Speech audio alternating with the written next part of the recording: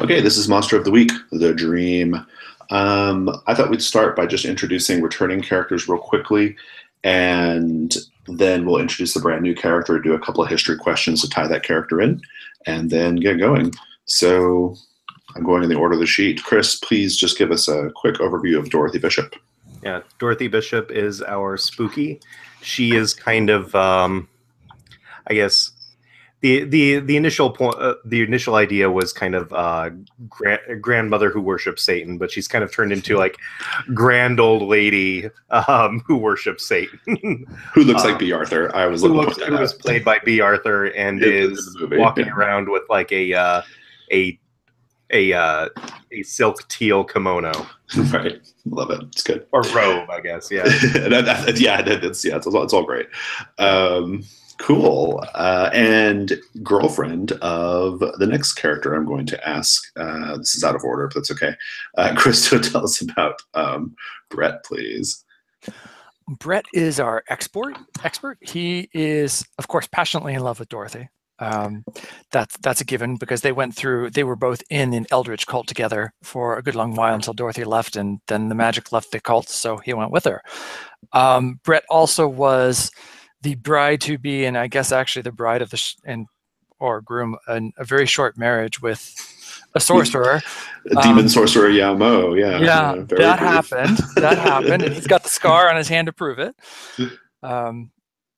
And he lives on a boat, not a houseboat, but he's got a boat, and that's where his haven is.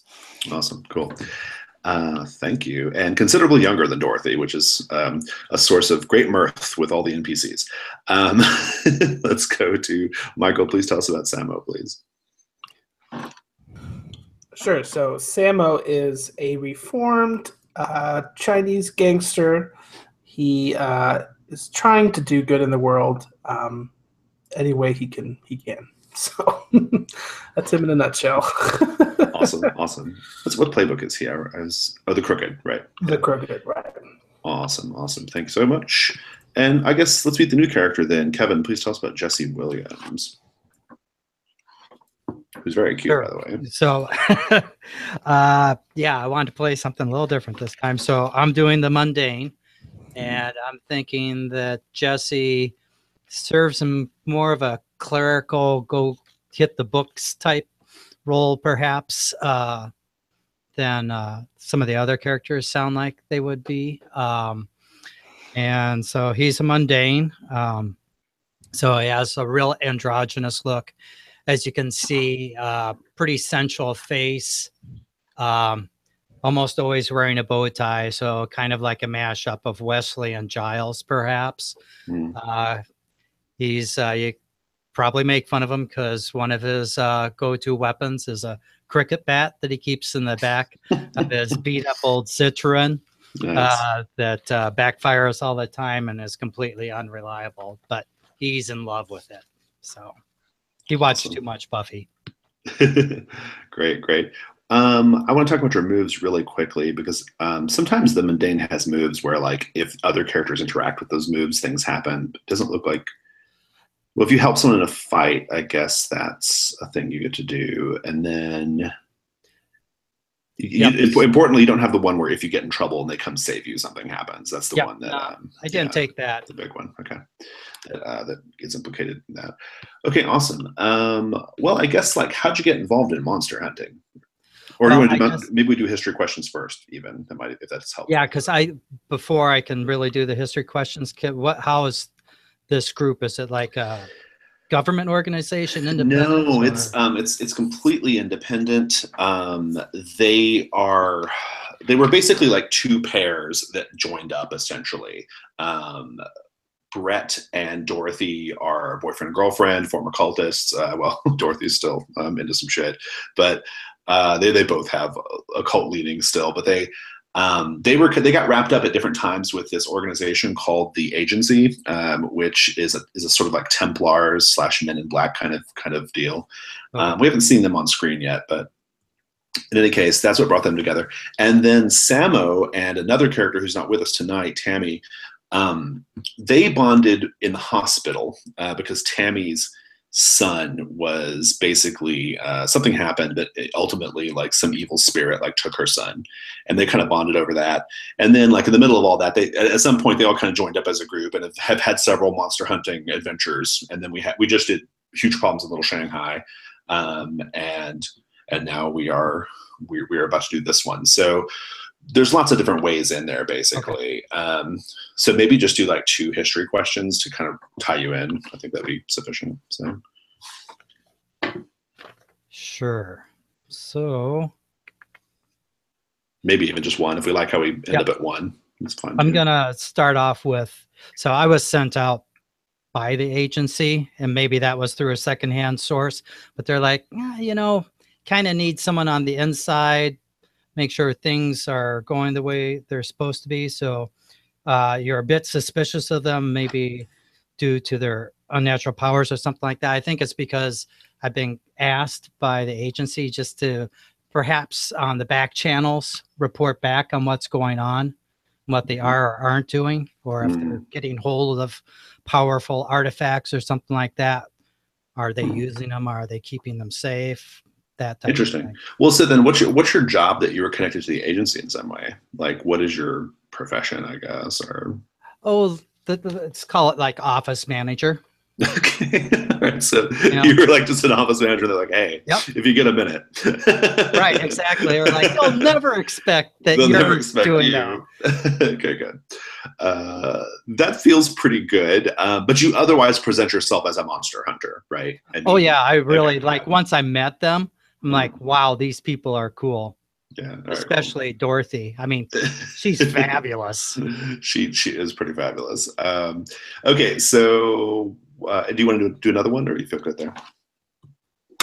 I guess the one other, I think, just based on the Dorothy is so fabulous that Dorothy is turned into my secret hero, and so I'm obsessed about her, and I might follow around Dorothy a bit too much and be in the way when with her and Brat. So like they'll turn around and there I am in the doorway. Awesome, good. Dorothy, how do you feel about in this preliminary way? How do you feel about Jesse? He's a little bit annoying, but she likes the attention.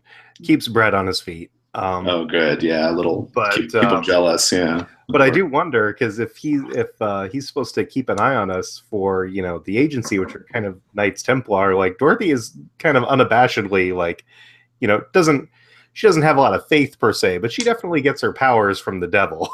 So it is very open about, like, does not hide it. Well, so to be clear, is it is this a secret thing? Like, you haven't told them, like, oh, I'm here, like, on behalf of the agency, right, Jesse? Because we've kind of set them up as like kind of maybe not like in direct opposition to the agency, but like they're an organization that's kind of I think they kind of like scrap with occasionally and have trouble with. So like I assume that they don't know that part of your mandate to join their group, right, Jesse? No, okay. They don't. All right, great. Awesome. Let's just get your hook going. The hook. You are driving to White Spray, Colorado. I'll type that in the chat.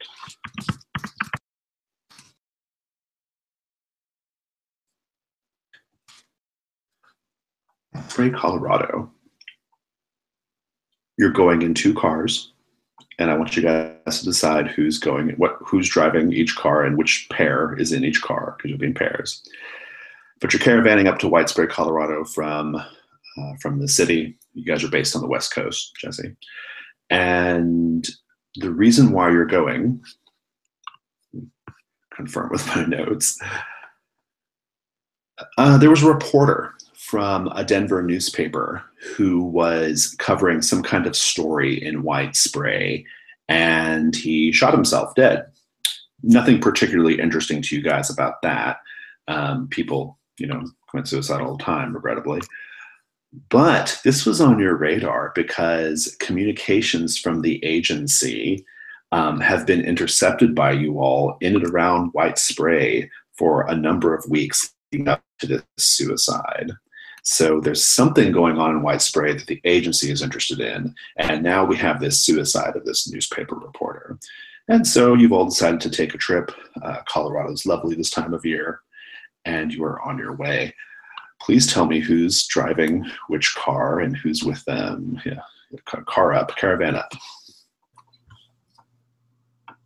I think Dorothy is driving her 85 Chevy Caprice, and I think she's going to be with Jesse. Like, I think that she initially planned on driving up with Brett, but for whatever reason ended up driving up with Jesse. He did marry someone while you guys were dating, so yeah, I can see why you might be angry. Damn it, Dorothy! It wasn't my choice. Granted, the marriage was annulled almost immediately, but good. So, what's the other car then, Samo? And I assume you're. I don't know why I assume you're driving, Samo. Maybe you're not. Brett, maybe you're driving. Well, I have a question. I sort of lost my Haven if I can't have. You can bring some of it. Yeah, you can have like a van or something. That's fine. I was gonna say then maybe we have an SUV, or maybe that's fine. Okay. Load Sounds good to me. Cool. From each of you, I want to know, you've had a trip from the city to White Spray is going to be about, if you're making good time, maybe like 2 days, if even that. And so you've had some time to kind of be in close quarters with each other for a couple of days. I'd like to know your caravan mate. I'd like to know something that they do that you find particularly annoying. And also from your caravan mate, I'd like to know something that you find surprisingly endearing. Think about your caravan mate for a moment. I'm going to go grab some tea while you guys think for a minute. I'll be gone for just a minute or two.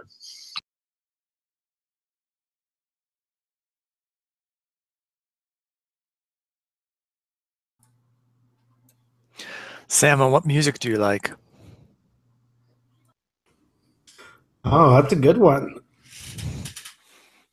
I'm giving you the opportunity to drive me crazy. I mean, I could go with like classic mobster style and be like Chinese opera, whatever that might be.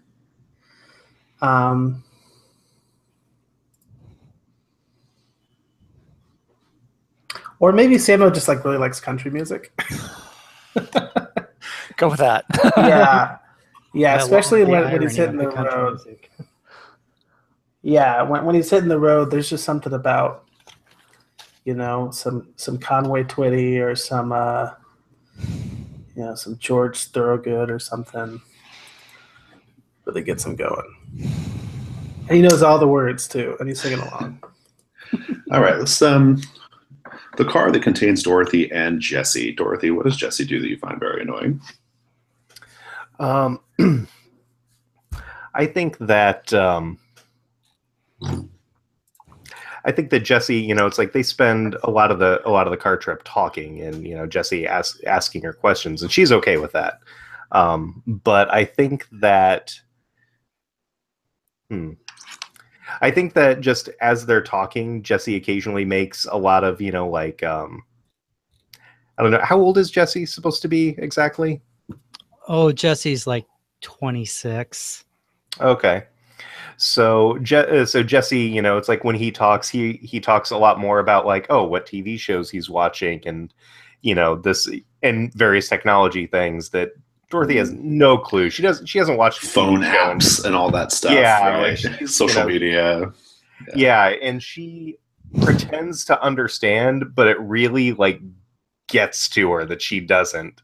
So she tries her best to be like, oh yes, I snap the chats, but but very obviously does not get any of it, and it really gets to her. Jesse, what does Dorothy do that's annoying, or is there anything? Sounds like Jesse may not even. Well, she's so fabulous. The one downside is that when there's lapses in the conversation, she's constantly hitting scan on the radio and never settles on any station. So you get 30 seconds of something and you think, oh, this is going to be it. And then on to the next thing. I love it. We'll do the feel goods in a minute. Brett, what do you find annoying about Samo? I'm trying to be calm about this, but it was okay for the first couple of hours. But the country music drives me up the wall. Nice. I just. I'm only playing the country music to drown out all of your droning on and on about, your girlfriend and all this trouble you're having and this how she's holding this grudge about this marriage that wasn't even a marriage, and I just got to play something to keep you quiet. I love it. Dorothy, so what does Jesse do that's surprisingly endearing? Well, I think that he's interested in all of her stories, and that all of the stories she has to tell, like she's usually just hanging out with Brett, and he was there for all of them. And so when she will start to tell him a story, he will be like, "Hey, I was there," or he'll correct some small detail. But he's just like, "Oh yes, sure. Oh, that's fantastic." He really likes that. Nice. Well, Jesse, what about Dorothy? What Jesse really loves that when they're talking back and forth, occasionally she'll just reach over and like tap him on the wrist and, "Oh, you dear," when he's like talking about some sort of, the latest app on his phone or whatever. Right. Just that bit of personal, physical interaction. Physical contact, yeah. Big deal to him.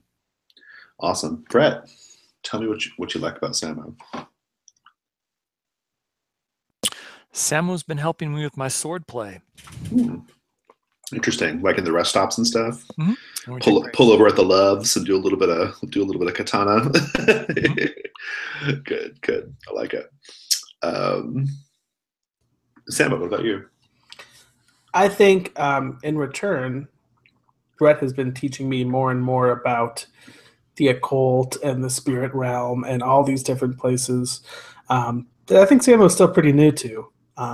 It's giving him a lot of good knowledge and safety precautions. Like rule number 1 with fairies, you always got to have a cold iron in your pocket or whatever. Just like, oh, okay, right, well, yeah. I hadn't thought of that. So it's been perfect. I love really it. Considerate, yeah. White Spray is up in the mountains. It's late in the spring, and so it's still a little crisp and a little snowy, but not so bad that you can't, get through the roads and stuff. And beautiful, big coniferous trees, winding roads. It's a pretty small town, I would say. I mean, it's a tiny town. It's probably less than a couple thousand people. And it's up in the mountains, somewhat remote. It's a bit of a drive to get to the next closest town. And all going there is that maybe 3 days ago, this newspaper reporter, Michael Sanders, he was staying there in the town researching something for a big story, shot himself. And the other thing is that the agency has been very interested in this area for some reason. You don't know why. So as you pull the Caprice and the SUV down the main thoroughfare of White Spray, I guess I will just ask each of you, like, what your first plan of attack here, or your first point of attack in terms of investigating this mystery. Dorothy, what would you do? Well, this is kind of a small town, and usually kind of the social hub is whatever the local Main Street bar is. So I think she could really use a drink right about now because she's been driving. Okay. But B, I think that she would want to head down to whatever bar looked like the locals might frequent the most. Yeah. Beer's a big deal in Colorado, right? So, mm-hmm. Yeah. Brett, what about you? Oh, you're muted. Okay. Well, yeah. Well, of course, Brett's going to follow Dorothy. So if she's going into the bar, then he can certainly use a drink also, and especially if the bar doesn't play country music. Oh well, that'll be such a relief. So Brett will, we'll go in and try and sit next to Dorothy, but I imagine that she's positioned herself that that's not possible, and then order something stronger and go try and strike it up with the barman to figure out what's going on in the city. Nice. Jesse, what about you? Is there a because the bar looks to Jesse kind of like a tough joint? Not really sure he fit in there. Yeah, Okay. it's not like Just you not, can probably find something better to do. The bar's covered. Is there like a cafe or something like that I can go to? Yeah, I think so. Coffee Yeah, shop? yeah, like a little diner, something. Yep. I'll go over there and talk to the wait staff and try to pick up stories. Sounds good. Sounds good. What about you, Samo? Yeah, so I think Samo's still a little untrusting of this new fella, not really sure what his deal's all about, but he's trying to keep it cordial, so he's going to go with him just to make sure everything's going smooth. And plus, it doesn't look like he's seen a lot of fights, so it might be good for him to have some backup in case there's some hidden danger in this town that we haven't really seen yet. Mm-hmm. Good point. Dorothy, Dorothy, do you and Brett go together, or Brett, are you just following Dorothy? Like, what's the arrangement here? I think Dorothy will wait for Brett, but she won't wait too long. So depending on how fast he drives, she'll go in without him eventually. Right. You guys have different cars, yeah. Do you two drop us off at the diner and there's this kind of frosty moment?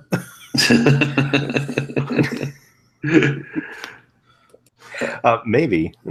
Dorothy, I think you do get. I think you get there first. Let's say. Okay. So yeah, she'll. I think Dorothy, she'll say to Jesse, it's like, come on, let's go ahead and go on in. He'll know we're here. He'll see my car out front, and so yeah, Dorothy goes in and goes up to the bar and orders a Bloody Mary. Jesse's going to a diner, to be clear. Like, sorry. Yeah. Jesse and Samo are going to a diner. Gotcha. It's a pretty small, like, main street. You could probably just park somewhere and walk, right? Yeah, it's not like a big deal. This bar, I think we'll call it the Red Rover. The Red Rover is a it's probably only like around 4:30 or so by the time you guys get into town. Light's still out. There might be a couple of guys in there who getting their drink on already, but for the most part, it's pretty slow. And there's a jukebox, I think, playing some Patsy Cline across the way. And to your surprise, the barman is Mo from that Chinese restaurant. What is he doing all the way in Colorado? That was only a couple months ago. What do you do? Go up to the bar. He hasn't noticed you yet, in case that matters to you. Okay. Well, I'll kind of do a double take. It's like, is that? Yeah, that's him. So she'll come up to the bar and make her presence known, and just kind of say like, Mo, is that you? He was like, Dorothy Bishop from Little Shanghai? Yeah, what are you doing out in Colorado? He's like, I just all the stuff that was kind of going on in Little Shanghai, the gangs and the, columns of fire and weird things. I had to get out of there, and this place, I've always loved the mountains. So here I am. Hey, are you here alone? For Brett will be here eventually. Oh yeah, cool. Well, what a coincidence. What are you doing here? I'm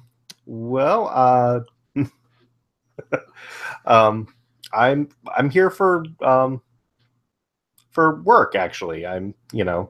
Brett and I are, he does a lot of research, and there's something out here he wants to take a look at, and I guess I don't blame you coming out here, big columns of fire. It's like, it's like a small world, huh? It's crazy. Brett, you can join at that point. You'll see Dorothy talking to Mo. And so that'll just make it all the more awkward as it comes out. Yeah, I think so. Yeah. As they're engaged in lively, warm conversation, right? So Right. Brett's Yeah. brows will furrow, and go him, "Hey Mo, didn't expect to see you out here." He's like, I didn't expect to see you guys here. This is wild. This is totally crazy. And he says, "I don't really believe in coincidences, Mo. Do you? Do you think this is fate?" I don't know, man. Like, I'm not really into all that mumbo jumbo. If I'm being honest, you know, sometimes this stuff happens. What can I say? And Brett will lean in and say, "So, what's happening here?" Are you trying to like assess him a little bit or figure out like what might be going on here? Because this does seem like an awfully weird coincidence, right? Let me. I need to pull up the moves here real quick. Yeah, I don't know which one it'd be. I'm trying to get him to say just what's going on in the town, but Oh yeah. I mean, he'll talk about some of that stuff readily. But if you're also trying to figure out if he's got some other kind of like motive or something, I think that's a different thing. Let's see. Let me pull up sheets. I'm not seeing anything that really talks to that. Unless you're saying it's best to get a mystery. Yeah, I think it could be. I think it could be read a bad stitch. You can probably make a case for read a bad stitch, right? Mo's here is a bad maybe. stitch. I like that. No, not really. It's more. It would be more of like a read a weird stitch, and I don't think that's really what we're doing here.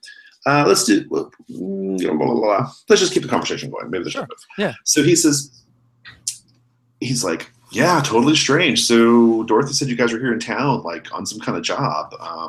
Like what? I know you guys were investigating the disappearance of your son, and is this all connected to that newspaper reporter who killed himself the other day? Very good. You're getting good at this. You may stay alive. He's like, that cat was pretty crazy. Pretty crazy. Why? What was he into? Do you know what he was looking into? Nah, I don't really know what he was here investigating, but I mean, he kept a lot of notes though. He took a lot of notes. He always had a bunch of files with him and stuff. I don't really know what his deal was, but I do know though that he would stop in.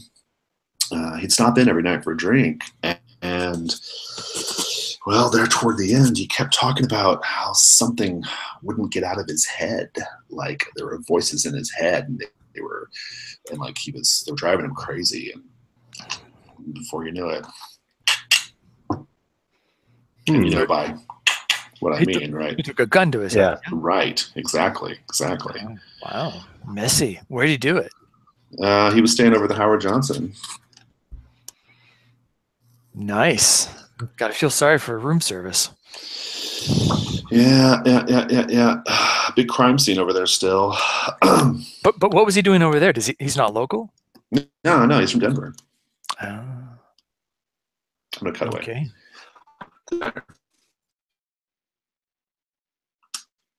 Diner is when you both get there. Jesse and Samuel, you guys can arrive at the same time. It's one of these like classic, like transported from the 1950s diners, right? Like linoleum and chrome and all that stuff, right? I think it's called the Maybelline. And you get there, the waitresses who work there behind the counter, they wear like very like, kind of old-fashioned prim little turquoise, like waitress outfits. And it's pretty slow when you go in, not too many people around. There is probably the only person you see that kind of stands out a little bit is there's a guy who's like wearing a suit, tall black guy wearing a suit. Maybe he's a salesman.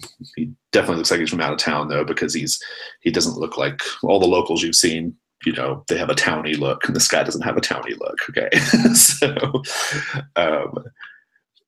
Samo, what do you do?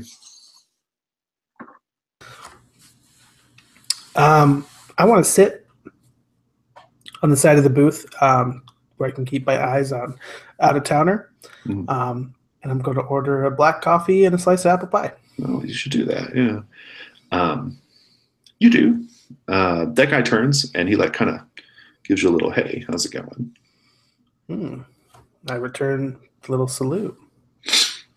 And I think he sees you because you're Chinese American, right? Right. I think he sees you and he's like, you and me, we stick out in a town like this, huh? Sometimes. Are you from around here, sir? Nope, I can't say I am. Neither am I. Neither am I. So is this guy like he's at the He's bar? he's at the bar. Yeah. So I think I'll kind of go up and sit next to him. Say, where are you from, pal? Well, I can't say exactly where I'm from, friend. Security clearance thing, you know. But needless to say, I work for the federal government. Oh. I heard about a fella who committed suicide under some mysterious circumstances. Is that maybe related to why you're here? I am here for that very reason, sir. That very reason. Special Agent Edward Belfontaine. He puts his hand out. Shake your hand. Try the cherry pie. I consider it to be the more superior of the fruit pie options available to us here at the Maybelline. Oh, you've been here for a while then. And I'll kind of like motion for the waitress to come by. He's like, nope, just 2 days. But I do love pie. Jesse, you come in. What do you do? I'll look up down the counter and see Samo sitting there with the tall black dude and maybe catch just a bit of that conversation. I'm just going to go ahead and plop down right next to Samo and lean forward and look over at the guy and just reach across Samo, hold out my hand and go, hey, I'm Jesse. Didn't catch your name? Special Agent Edward Belfontaine, Jesse.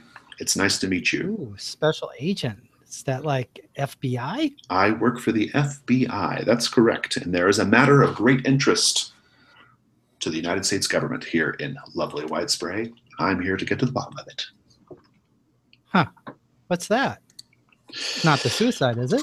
He's like, oh, yeah. And it's quite a mess, Jesse. Let me tell you. Quite a mess. I was cleaning off my shoes for probably 20 or 30 minutes. They were so covered in bone and brain and blood. You wouldn't believe it. You see Jesse shudder. And then he looks over at Samo and is like, very much like, yeah, we're in the right place. Very obvious about it. He gets up. He's like, well, that was fantastic. Fantastic little late afternoon snack. I'm going back to my hotel room. Jesse, Samo, it was really good to meet you. And he turns and leaves. Nice to meet you too, sir. Oh. That guy was simultaneously more talkative than I expected and not really saying enough that I wanted to hear. But I've never met it. Yeah. I've never met an FBI agent before, but that guy seems really weird. Is that just me, or are they all like that? I mean, I know that you have so much more experience than me, Samo. Maybe on both sides. Yeah, my experience with the feds has been a little bit more hostile. But, he gave out a lot more information than you expect from some suit and tie kind of guy. Kind of strange. Well, there's probably not much else to do here. They're getting ready to do a shift change for the evening shift. And back over at the bar, over at the Red Rover, Mo's kind of told you everything he knows about this Sanders guy, Michael Sanders, this newspaper reporter. The big key piece of information being that he thought he was hearing voices in his head right there at the end. You guys can meet back up if you want, or if you want to do, if there's any other little avenues you want to press here. Is there only one hotel in this town? It's the Howard Johnson. It's the Howard Johnson. Okay. Howard Johnson, You'll be staying in proximity of a Special Agent Edward Belfontaine as well as the crime scene. So, can we possibly try and get the room next to the crime scene? You can definitely. I think that's probably possible. Yeah, probably a lot of people don't want that room, right? Especially if they got the pass-throughs. What do they call when they're suites, when you can get to the next station and then the door? Right, yeah. And that's perfect. Yeah. I'm sure the having trouble renting that one out. So yeah, that makes sense. Howard Johnson looks like every other Howard Johnson. It's salmon pink with turquoise lettering out in the middle of this beautiful green and white, winter wonderland, spring winter wonderland. You guys get your room. You get a couple rooms. They're with double beds. Unload your gear. No problemo. Where would you guys head next? Well, I think I want to see the crime scene. What about you, Dorothy?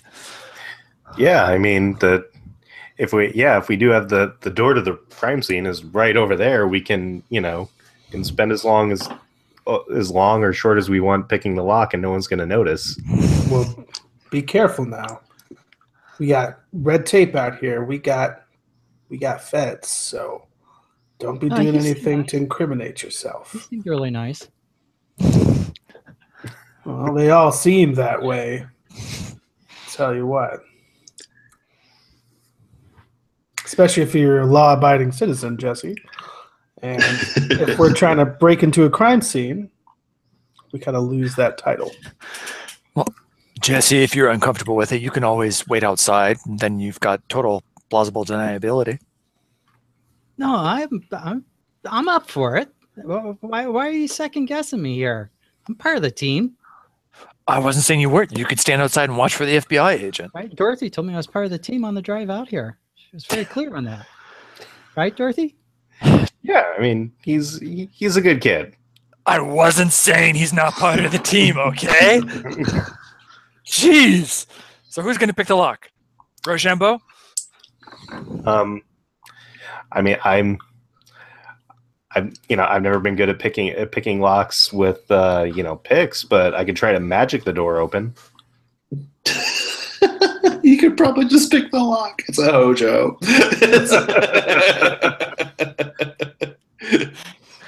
I don't know, Jesse. Which would you rather see? Are you really talking about throwing down some magic here? Hell yeah. yeah, let's get the ritual circle going.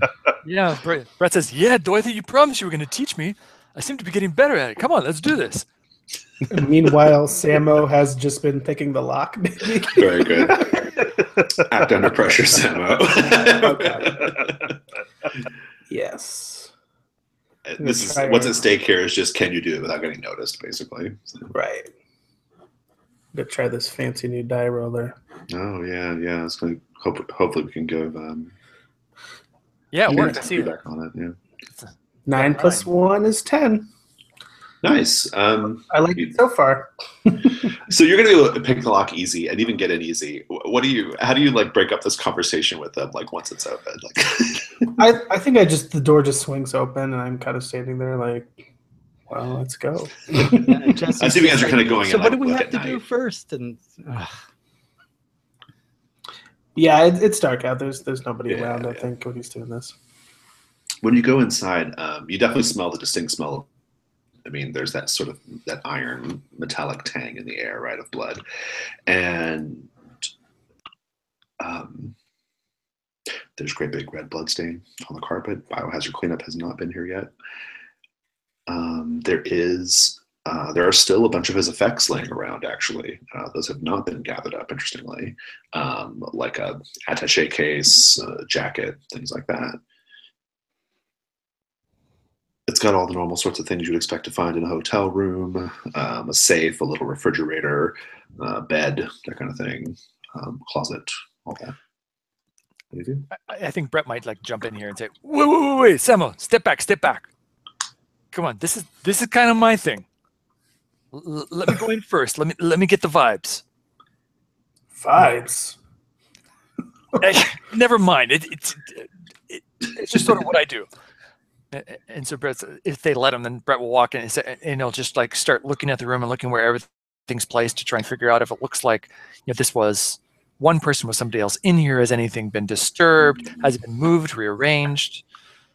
And do we see like the little hallmarks of a forensic investigation? Like, are there like the little yellow triangles and police tape, or is it there's nothing like that. It's pretty clear of stuff like that, actually. Yeah. They had the tape up, but that was about it, really. They kind of taped up the sort of like front, little part of the walkway. But otherwise, it doesn't seem to be too touched. I mean, they clearly got the body out of there, but they may have just ruled it a suicide and called it a day, or at least the locals.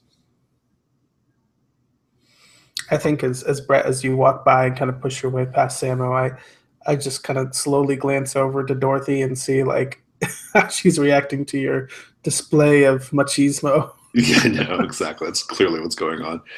Brett, you can investigate a mystery, though, if you want. Is it investigate a mystery or read a bad situation? Maybe read a bad sitch. Let me think. Let's see what the options are here. I think it's investigate a mystery because there's not really like any escapes or victims or anything going on in the situation. So. Ooh, that didn't go too well. Except, let's see, with a read investigate a mystery, it's sharp. Okay, so I got an 8. Okay, so you get to ask. You have one hold. You get to spend it to ask whatever you want.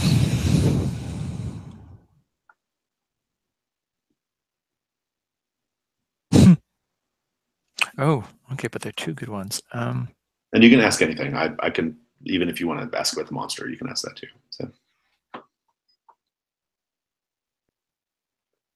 Oh, that's interesting. Okay, well then I'll do what happened here because I think it's a logical thing he'd be looking for. Apart from just like, did he kill himself? Right? Yeah. The wastebasket can is, for obvious reasons, house cleaning hasn't been by yet, and the wastebasket can is filled with probably 24 empty ice cream containers, pints. That's unusual. Any particular flavor? It's a single flavor of a single product called the Dream.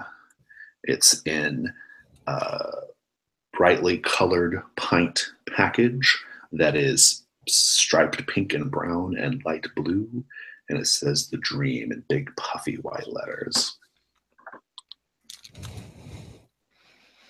Not a drop left in any of them. They've been licked clean? Licked clean.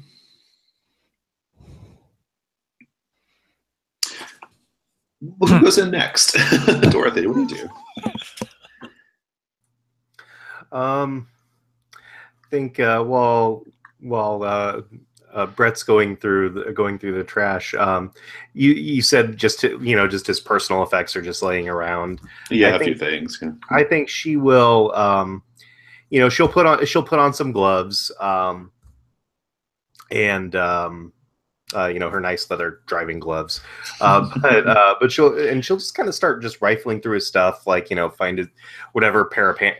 There's a pair of pants laying on the ground. Go through the pockets and look in his suitcase. Perfect. Yeah, you can investigate. Sharp. Okay.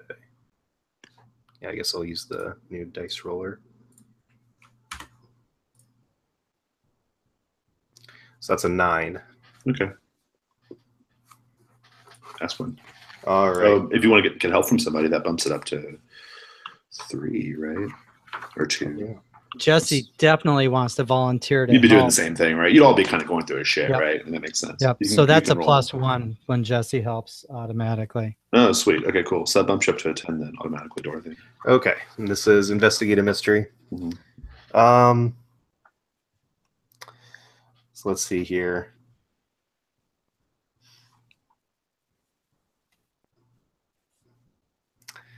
I guess what is being concealed here?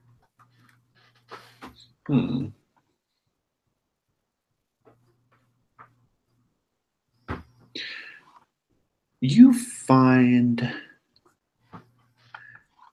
you're going through his stuff, and you find his wallet, okay?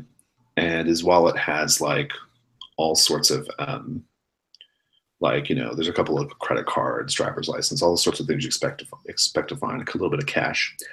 His wallet actually has almost like a little secret flap or a little secret pocket like where you might put, like where you might put your drugs or whatever, like depending on, what you might, there's a variety of things you might use such a little pocket for. But it's got this little pocket, and the pocket has a safety deposit box key inside it. Okay, she'll point that out to everyone. Does it? And she'll pocket the key and try to put the wallet back. How she found it. Mm-hmm. Yeah. So let's see. I've got one other question. I mean, I guess there's I can just go straight for it. What sort of creature is it?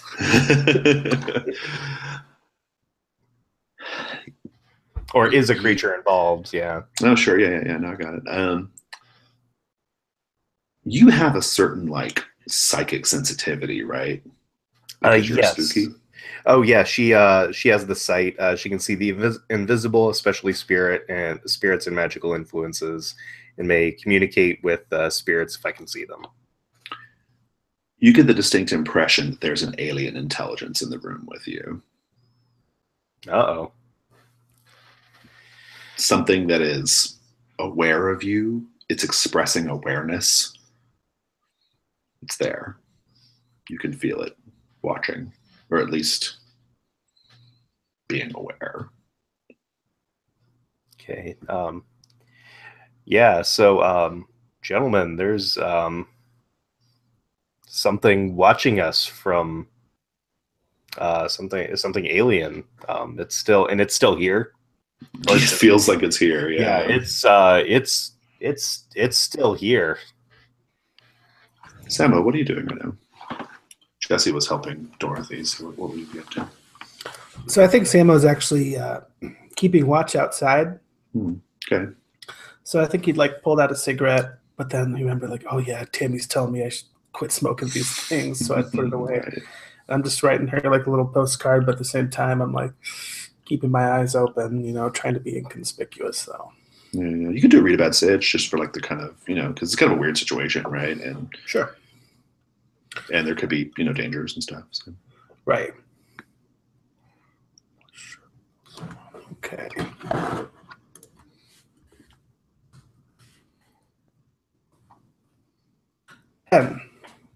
Nice. So. Hold 3. The hold 3. Yep. Yeah. I guess I'll go ahead and ask one question real quick. Are there any dangers that we haven't noticed? Yeah. You'll recognize Mo because you met him at Little Shanghai also, right? Or you'd at least encountered him at some point. Sure. Almost certainly, because you're from that neighborhood, if nothing else. Oh, yeah, then absolutely. Yeah. And I don't know if Dorothy and Brett have mentioned Mo being in town, but let's assume that maybe they brought it up. And you see Mo actually for a minute pulls into the parking lot of the Hojo and does like a little lap around the parking lot and then pulls out. Super unusual. Considering he lives here, he's not staying at the Hojo. Yeah. Should I keep going? I think I'll keep on the other hold for now. Sure. You can come back to me. Yeah. Well, so you guys have figured out a fair amount. Do you want to continue investigating here, or can I? Is there a refrigerator or a freezer here? There is a refrigerator. Does the freezer have ice cream in it? The refrigerator has ice cream in it. The refrigerator has ice cream in it. 2 little shelves stacked tall. All of the same stuff, all the dream. Same stuff, the dream.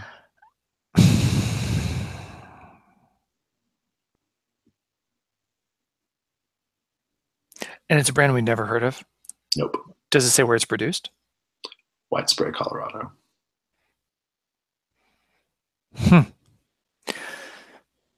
Anybody think it's strange that the journalist who's not from here has been stocking up on ice cream but not keeping it in the freezer?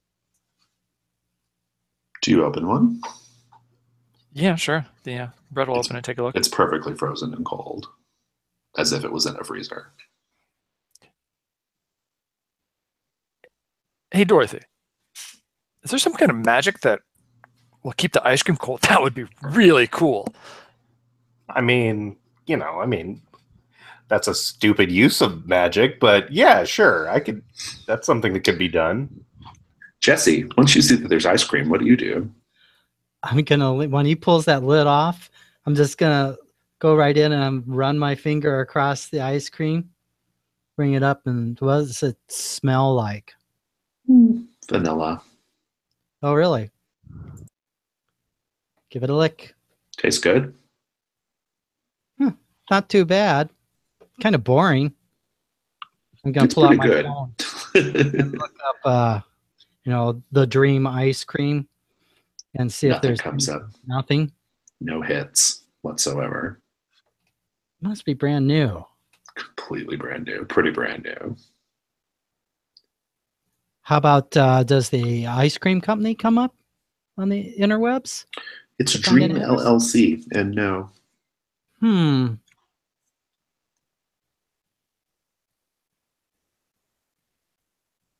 Damn strange. Is there a spoon around there? Oh, yeah. I'm just going to take the pint out of Brett's hand and start eating it. Start eating it. It's really delicious. I wasn't too impressed with this ice cream at first, but it's actually pretty damn good. It's pretty damn good. It must be loaded with fat. It's so smooth. In fact, the container says 0 calories per pint. Well, I don't believe that. Maybe that's why it's called the Dream. Doesn't taste like a 0-calorie dessert. This stuff's fantastic. You guys should try it. I hold a spoon of it out to Brett. Come on, big guy. Look at me. No. No. Eat all you want. I'm on a 0 diet. calories. Yeah, right. That means it's full of like nasty shit. That's how you live forever. It's the preservatives that keep you going. Brett looks at Dorothy. I don't think it's that. No, that's. I mean, keep eating it. Just let's. Well, we just want to see what happens. I mean, Jesse, I just want to put this out there, though. I mean, if this is the only thing unusual in this room, and we think there's something supernatural that might have happened here, eat the ice cream. I'm not afraid to help the team, and if this helps the team, and it's damn good, it's damn good ice cream. So we have a custom move here. When you consume a full container of the Dream, you're going to roll plus tough. On a 10 plus, it is creamy and delicious, no other effect. On a 7 to 9, it is creamy and delicious, and you must have more. Okay. That is a 12. It is creamy and delicious. It's fantastic. Indeed. A car is pulling up, Samo. Not right in front of the crime scene, but close enough. What do you do? Well, I'd like to spend my other hold now to ask, what is my best way out? Yeah. So you'll see straight away that it's Special Agent Edward Bellefontaine getting out of his car. This room has a little back patio. It's kind of like a deluxe room. You can probably go out the back. Okay. As soon as I see that's Bellefontaine, I'll step in and shut the door and say, all right, time's up. Feds are here. Gotta hit that back door. Well, we don't have to hit the back door. We can just back into our room. Well, that's true because you guys were on the side. Yeah, it was the and then we can listen. So let's take one of the ice creams and see what he does. All right, if you say so. Let's be quick about it. Mm-hmm. So I'm assuming Jesse's already. Yeah, you guys can. Yeah, you guys can totally go into the. Then you can go back through the connecting little door between your rooms. You do hear Bellefontaine going into the room. You can hear him kind of turning things around. Different things are going on. he's opening things. He's rummaging around. He sits on the bed for a little bit, as best you can tell. And he makes a phone call. And he's on the phone for a while. Can't quite make out what he's saying or who he's talking to. But he definitely says the word Mo at one point. It sticks in your ear. And then he leaves. Can we try and catch him before he leaves? Sure, As in, come out of our room at the same time, whoever of wants to course. do it. Yeah, of course. Whoever wants to do it. I think that might be a good chance for Bellefontaine to bump into his buddy Samo. Indeed. He'll see you and he'll say, "Hey, Samo. From the diner, right?" Yeah, hey, couldn't help but notice. Not that I was eavesdropping or anything, but, walls in these hotels, they're paper thin. I could have sworn I heard my name. I thought I heard you say Samo. And I was just worried. Am I in any kind of trouble here, sir? He's like, No, not at all. You must have misheard me. I didn't say anything of the sort. Oh, okay. That is your room, right? No. Or is He points to that- the police tape. It says, oh, that's that guy's room. "I hope you'll be able to sleep okay tonight, Samo, knowing that you are sleeping right next to a room where a man who was so demented he put a gun up to his temple and blew his brains out, spraying them all over the carpet." Oh, I like to can't say I wonder am. what was going through his head in those final moments before he chose to take his own life. What do you think Wow. was rattling around in his brain before they left his skull, Samo? Probably a bullet. I'm sorry. That's very insensitive. He's like, That's how I deal with tragedies, comedies my way. "Everyone has their coping mechanisms, Samo. I don't blame you." Yes. Well, I'm kind of a curious sort. I almost wonder what sort of things might have been going through his brain. I don't know, but I'm sure that's none of my business. It's probably a family thing or something like that. It is the business of the United States government, and that's why I'm here, Samo. Oh, well, I think it's best if we maintain something of a professional distance from one another. I can't have this burgeoning friendship coloring my professional duties. you're right. But hey, spending too much time in a room soaked in gore is getting to you. I'm always down for a few wisecracks. Duly noted. Have a good night, Samo. He goes to his room. Mr. Fontaine. Bellefontaine. Indeed. Well, you have a bank safety deposit box key. You know about ice cream. You know about Dream LLC. It's all here in White Spray. That's probably what he was here investigating. It'd be weird if it wasn't. And he loved the stuff. Jesse ate some, and there were no ill effects. It's perfectly safe. You should all try some. Did we ever find the keys to his car? No.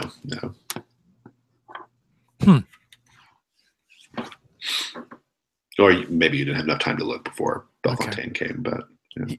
Mo said he kept records. He was always keeping notes. So it's either in his car, if we didn't find it here, or it's in a safety deposit box. Well, we have the key to a safety deposit box, so maybe we should head on out and take a look. Indeed. tomorrow morning to the bank, right? Yeah. Shall we go to the next day? Unless there's something really lively happening in the town tonight that we should know about. Well, there kind of is. So we go down to like the front desk and they have to say, "Oh, y'all, you want to go out tonight? You should." No. Meat raffle at the bar. Everyone is talking about.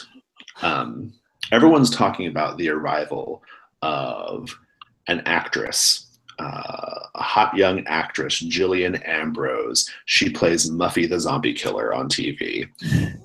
And she's here to shoot a promotional campaign, the national ad campaign for The Dream. That's something you'll pick up if you like, you probably didn't pay attention to it before, but now it's like, it's in your ears, right? That's something that's happening. There's going to be like a little, they're coming to like meet her. There's going to be a little autograph thing, the whole little shebang at a local, probably at the Red Rover. That's, maybe you heard it there. Maybe you saw a poster or something. That's the thing that's happening. Otherwise, no. I think that Samo had considered laying down, but now he really is thinking of all the bones and brains and blood all over the room and getting haunted. So I'm going to get up and start getting dressed. All right, Does somebody else take interest in that? Yeah, I'd like to go to that little reception thing if we can do that. Jillian Ambrose. I mean, yeah. She's on TV and stuff. She's got like 5 million followers on Twitter. What about you, Dorothy? Is that what you're wearing, Jesse?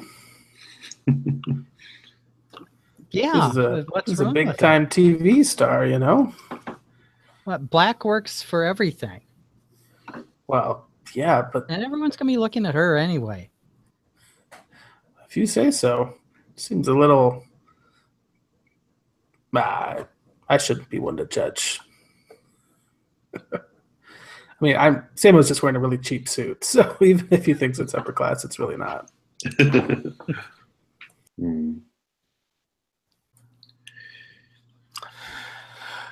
Well, I don't know, Brad. Do you want to go down to the bar, or do you want to turn in for the night?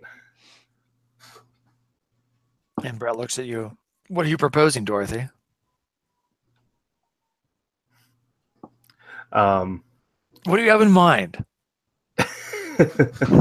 Well, I'm just thinking. You and I have been a little bit snippy with each other lately. We're gonna have a hotel room in another town by ourselves. Maybe we should make some good use of that time. Jesse, I think that's our cue. Indeed. Let's take a quick 2-minute break. Especially if it's got magic fingers, right? Yeah.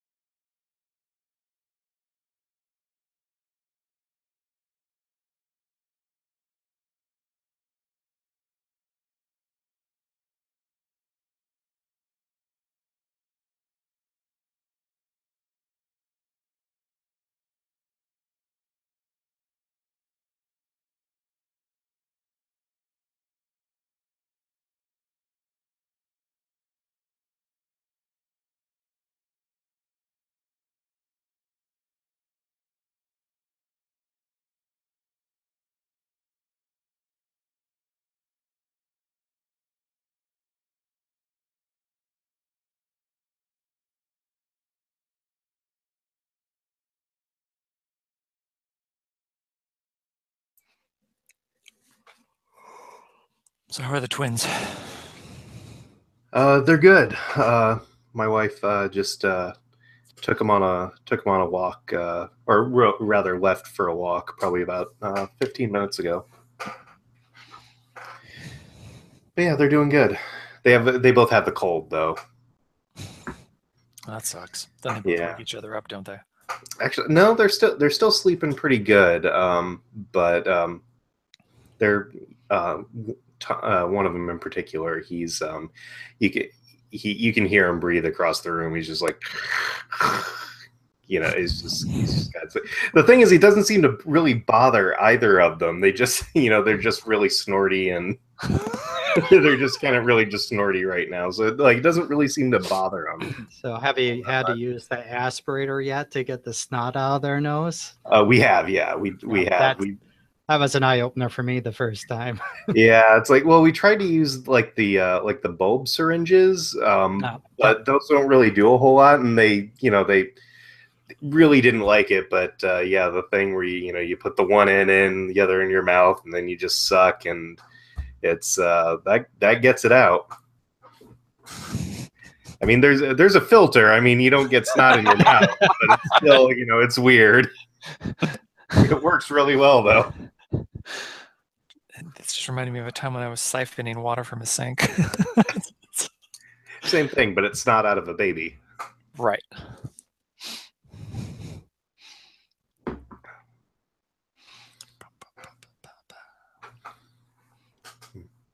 Did he say, wait, so why did we come into this town again? Because we heard about this, or we were on our way someplace else?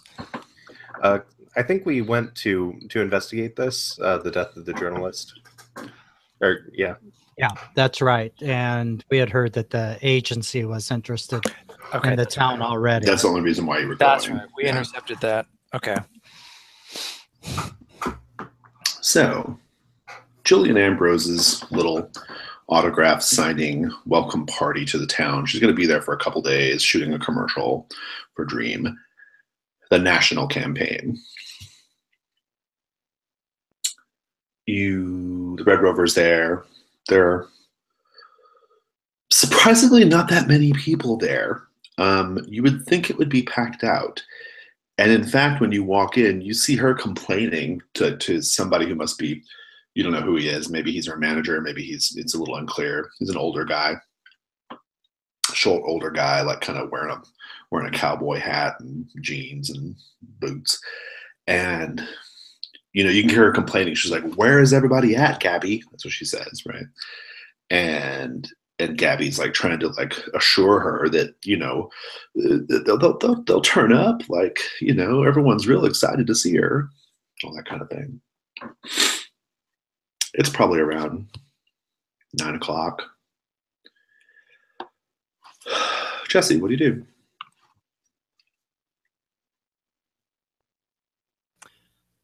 I'm gonna go up to the bar and order a martini. And then I am gonna be really brave and go over and introduce myself to Jillian. You go over there, and she has a bunch of headshots, right? That she's there to sign. And she said, "Hi, I'm Jillian Ambrose." "Hi, I'm Jesse Williams. Love you on TV. You're so fantastic. It's Eat lead, undead."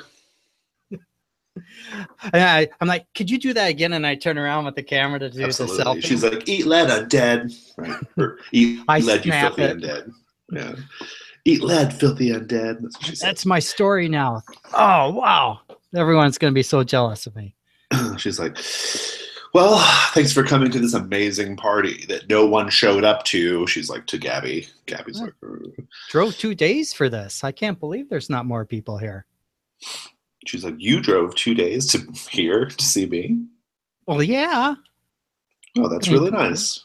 Here, normally I charge $25 for these, but you can have this one for free." She like signs the headshot and slides it over to you. Wow, you are as fantastic as all the social media says. You are so nice. Yeah. So nice and so broke, which is why I'm here doing this goddamn commercial for ice cream, even though one look at me and you know I've never eaten a carton of ice cream in my life, but whatever. The hoople heads don't need to know that, right, Gabby? Gabby's like, you know. Have you tried that ice cream? Actually, are you kidding me? No. Oh, it's like 0 calories. I got to look at one of the pre-production cartons. The man Gabby that she's talking to, he comes up to you and he's like, "Do you like the dream? Is it good?" Was some of the best ice cream I've ever had. That's good to hear. That's good to hear. Good to hear. I'm real happy to hear that. You see that, Jillian? This is a winning product. This is going to be great. We're going to have a relationship for the next 10 years. It's going to be amazing. Sam, what are you doing right now? So this is not the same bar that Mo is working at. It is the Red Rover, but he's not working right now. Yeah. Okay. So I'll go up to the bartender, say, I order like a beer or something like that. And I ask him, "Hey, I was looking for a friend of mine. Goes by Mo?" Oh yeah, he works the day shift. He'll be back in the morning. Okay. Yeah, I haven't seen him in a while, but I heard he was in town. He kind of gets this bartender, just some guy, kind of nondescript. He's got a clearly like suspicious look on his face. Like, what are you asking questions about, right? Like, you might need to give him some kind of incentive to keep talking about Mo here. I'm like, all right, look. So I'll pull out some money. I'll put it on the table and I'll say, "Mo's no friend of mine. I'm trying to recollect on some debts." You know what I'm saying? And if you help me out, yeah, I'll help you out. Yeah, we'll try. Okay.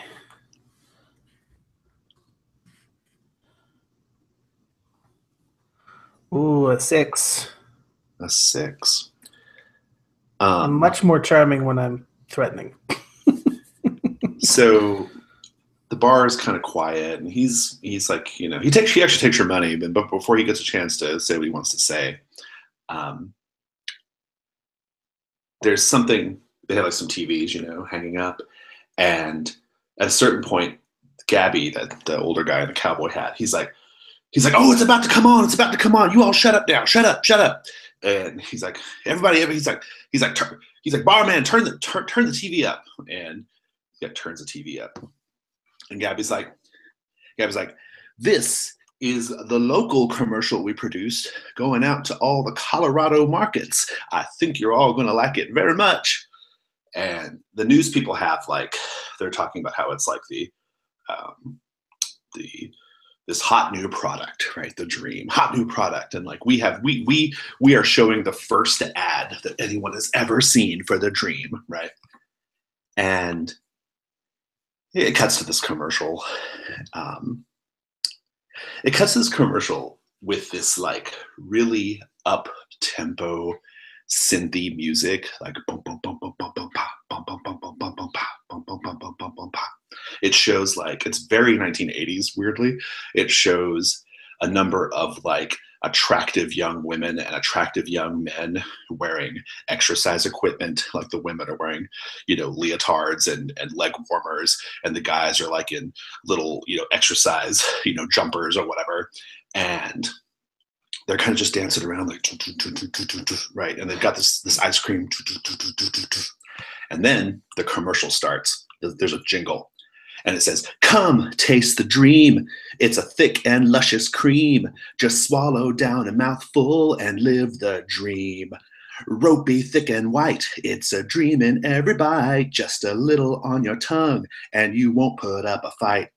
And then there's just like dream shots, like of spoonfuls of dream going into people's mouths. Yeah. Come taste the dream. Come taste the dream. Come taste the dream. After it's over, says audibly, "Ropey." There's everyone in the bar is kind of like, great. And Gabby's like, "Well, it's just the Colorado market. We're doing something much bigger for national, much bigger." And the barman's like, so what do you want to know about Mo? I'm going to cut back to the hotel. And mark an experience if you didn't already, Samo. Back at the hotel. So anything, or just sleeping or having sex or whatever you're doing. I picture Brett probably walking out of the hotel room in, like, I don't know, boxer shorts or some, or boxer briefs, quickly looking around, nobody's there, and like with the ice bucket to go get some ice. And and then running back into the room and then continuing unless there's something that would distract him. That's nice. There's definitely someone outside your room. You saw the car pull up, and the person, you couldn't see, it's too dark, you couldn't see who it is in the car, but they sat in their car for a while. And you're pretty sure you heard him get out, and this person's roaming around out front in the hotel. It's a little weird.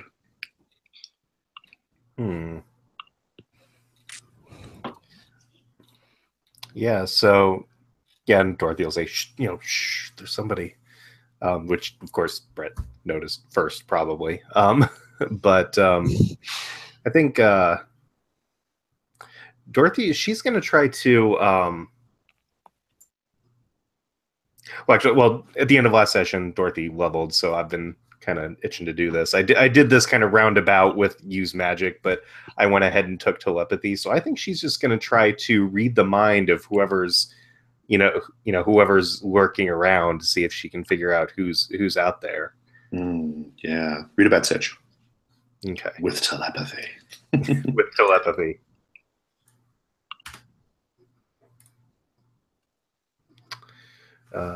That's sharp, right? Mm-hmm. Okay, so that's 10. Awesome. Ask away. All right. So let me... And I'll kind of reinterpret these questions as in an appropriate way. It's sort of kind of a weird fit for what's going on, but it's okay. Right. Yeah. So what's the biggest threat? You pick up on this person's thoughts, and he's saying, I lost you in Little Shanghai, but I'm not going to lose you now. I'm not going to get another negative performance review out of this. Not happening. Not happening. Oh, we can't hear you, Chris. I didn't say anything. I was just. Do we see what this guy looks like, or this? Oh, I was talking to Dorothy, actually, who's being played by Chris as well. He was talking. Yeah. So she's sitting there, like doing something very obvious, like right. Kind of looks to Brett and rolls her eyes. It's like, I'm pretty sure it's Mo out there. Yeah. So let's say I get to hold 3.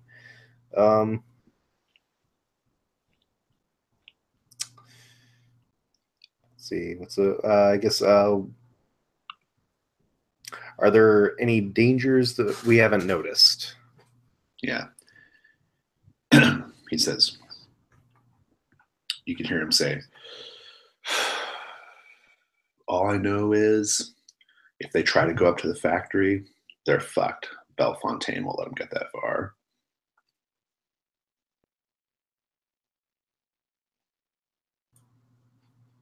And all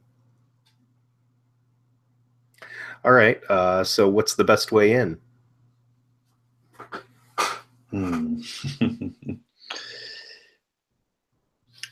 He continues to say, factory, a factory where the machines are still in boxes and where there aren't any workers roaming around. Some factory. Just looks like a factory. Gotcha. All right, I will. Since obviously there's somebody snooping around, I will, with telepathy, in Brett's mind, kind of relay the information that she got from him. Is this the first time you've done this to Brett? I think so. Like, you kind of saw me do something like this in Little Shanghai, but like I definitely did, like my full on magic mojo thing. You've never seen me just go like and read someone's mind before. Which leads to the question of, have I always done this? Have my, maybe she's manipulating you psychically. Who knows? I think Brett's reaction will be, first he'll take it all in and think, that's really, so does that mean Mo's is with the agency? And then the second thought is, what the fuck, Dorothy? Have you been reading my mind this whole time and you knew what I was going through? And you just let that happen? No, I wasn't doing this. I need to do this. I have to do this. I have to do this.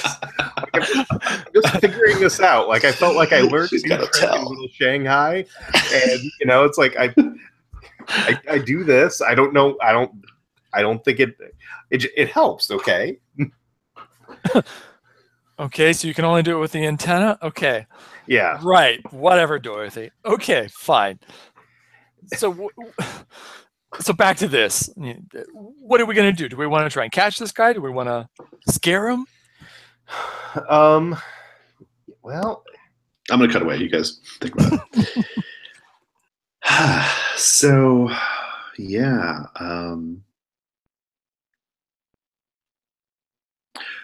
The barman will tell you that Mo has only just moved here a few weeks ago. He hasn't been here very long.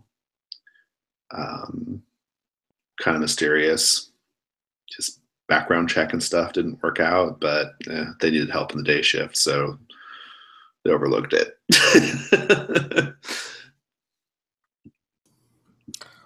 Can you at least tell me what time he comes in the morning? Oh, we open up at 11, so he'll be here about 10:30 to do the cash drawers and stuff. So. All right. What kind of? I guess I know what kind of car he's driving. So it's like, yeah. So you never saw me here, right? Sure. Yeah. No problem. I was too busy watching the commercial. Really exciting. Well, what's up with that? He's like, what's up with that is we have no fucking business at night because everyone has to make sure they get plenty of sleep so they can get in line to the grocery store tomorrow morning to get the dream. So they make that here in town? Somewhere nearby, yeah. That's what it says on the container. So, like, you seem like a local. Are you familiar with this cowboy who's running this operation? Oh, Gabby, yeah, he's the head of Dream LLC. This whole thing, this party, Jillian Ambrose, all of it. It's him.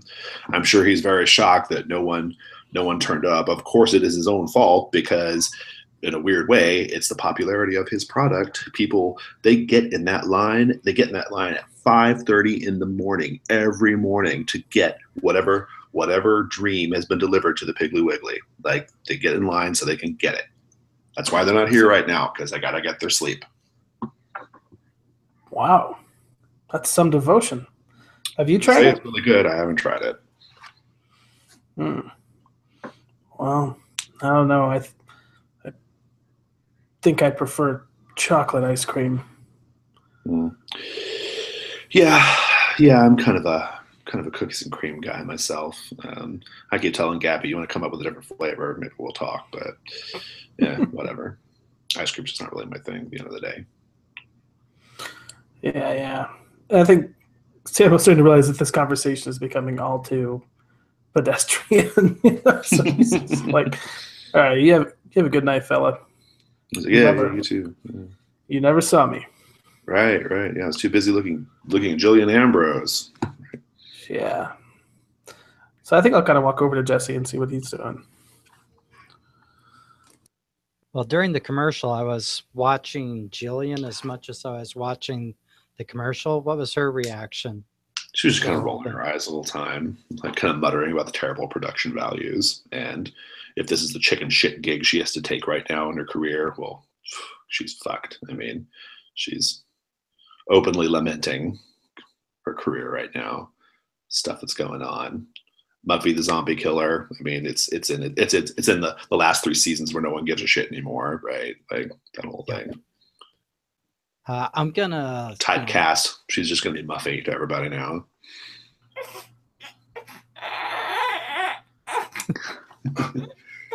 Does she sound like that?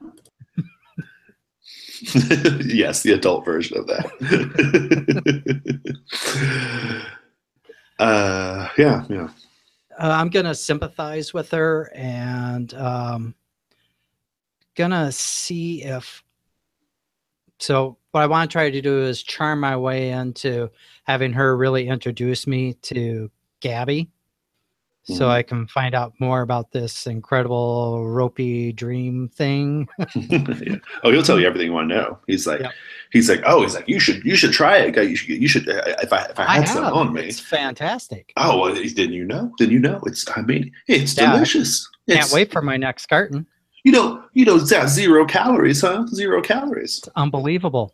I have food scientists. They're geniuses. I can't share my secrets, of course, trade secret. But 0 calorie, delicious frozen treat. Yeah, it sure doesn't taste like 0 calorie. It sure doesn't.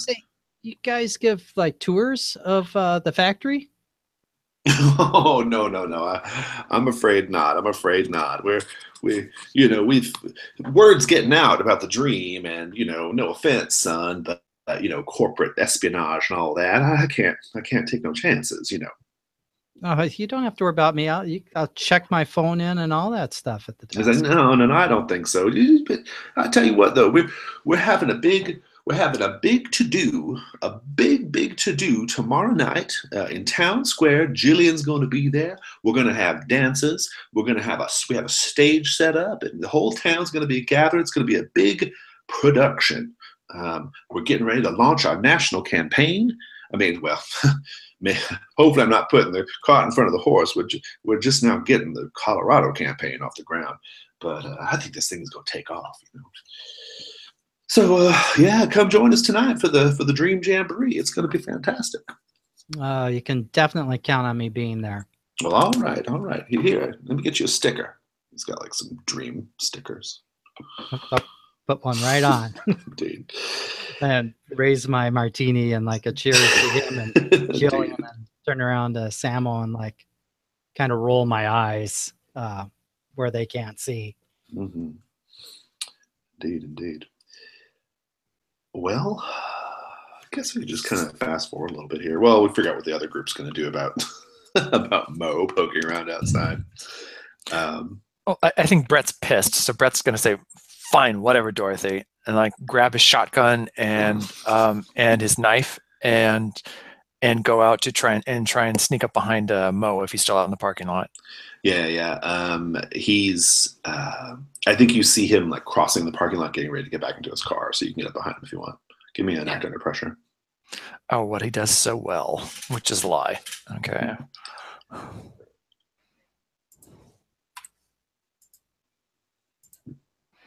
Wait, did that take? No, it didn't. Boom. That is that's a 7. At least I got that. You are going to, let's see here. On a 7 to 9, I'll give you a worse outcome, a hard choice, or a price to pay. I think the price to pay is that it's out of character information, but the price to pay is going to be that I think Bellefontaine is going to see this transaction in the parking lot. He may not act on it right now, but he sees it. In any case, you got the jump on Mo. What do you do? Okay.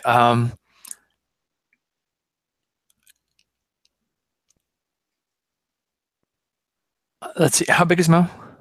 He's a pretty jacked guy. You guys were both. You were kind of that's right. Weightlifting stats, right? Yeah. That did happen, didn't it? So if Brett gets the low on him, I think he's gonna kick him in the knees to make him fall down. Okay, nice. from behind, right? So this is not going to like be damaged. This is going to knock him just down. take his leg out. Yeah, and then hold the gun on him, and it's a shotgun. So right. say, so what the fuck, Mo? What's going on here? You're with the agency, aren't you? To manipulate. And that's with Charm. Sharp, isn't it? Charm. Charm. Okay. Come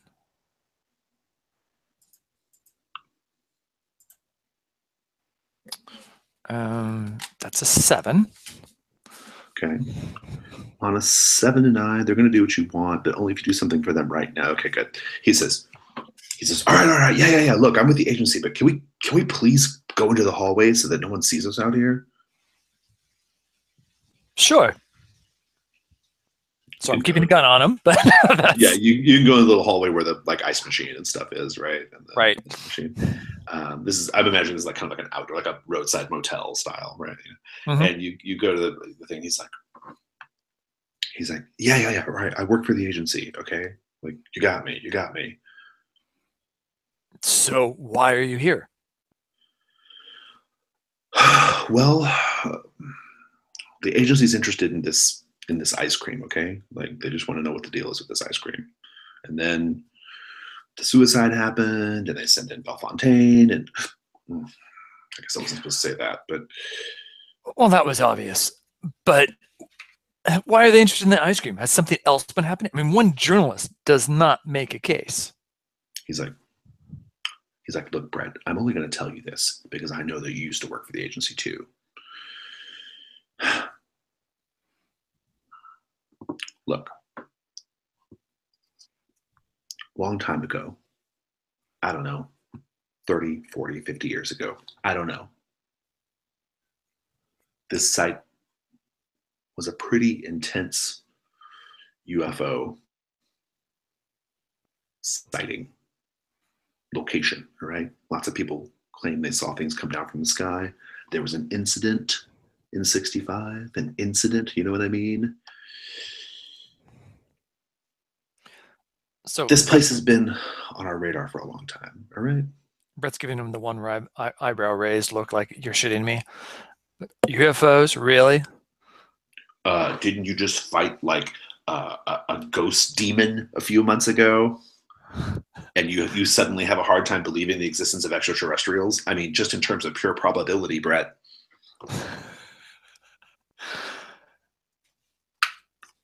I think most of the UFO scenarios that we is it true that put out there have been covering for something else. Is it true you actually married Yao Mo? We heard that. Do you want to know the details? Do you want to know what I had to do for it? Do you want to know what I can do now?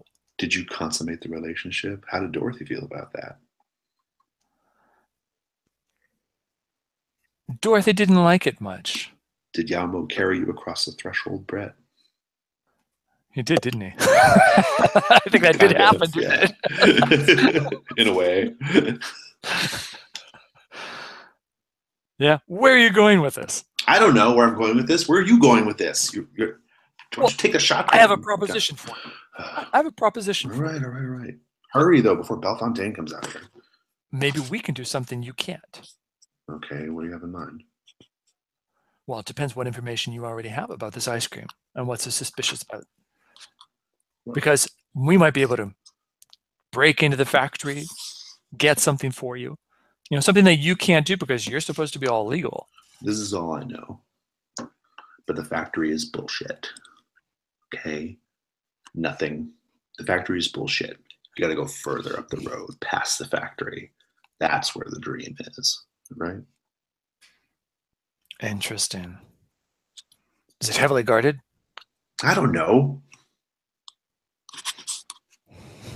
Aren't you supposed to know these things, Mo? You're the bartender, right? Well, I am here scoping it out, but I also have to tend bar. I have to maintain the illusion of doing my job well, Brett. Wine. Okay, I think I've probably gotten all I can get out of you. If you think of anything else that can help us, all of us, let us know. Hey, so just so you know, I'm what's considered a unicorn. Okay. like in the dating community, you know, like a ready, willing, and able third. I got that. Okay, just saying, you know. Okay, I'll keep that in mind. All right, all right. Keep working out, dude. You're looking good. Thank you, thank you. Likewise. Brett like turns around like, oh my god, walks away. I think we should fast forward to the next day. So, all right. So we can assume that we all share information. Yeah. You guys can share everything. Yeah, that's easier. It's easier to operate that way. Unless some obvious secret would have been relayed. But yeah. So next morning, you guys maybe you go to the diner, get some coffee, get some eggs, that kind of thing. What do you guys do? What's the plan? Is there anybody in the diner? Yeah, it's pretty busy in the morning. Yeah, a lot of people are like, a lot of people are there, and they have like grocery bags, like of the dream, you know. Unless you want to go earlier when they're trying to get into the grocery store, but I don't think that's where the action's going to be. Yeah, that is true. Thank you. Yeah, we have to get to the bank whenever the bank opens. Yeah, it's a safety deposit box, so you can just go back there and do it. Mm-hmm. Okay, well, so I'm just gonna find out what you're all doing then. Samo, where are you gonna be?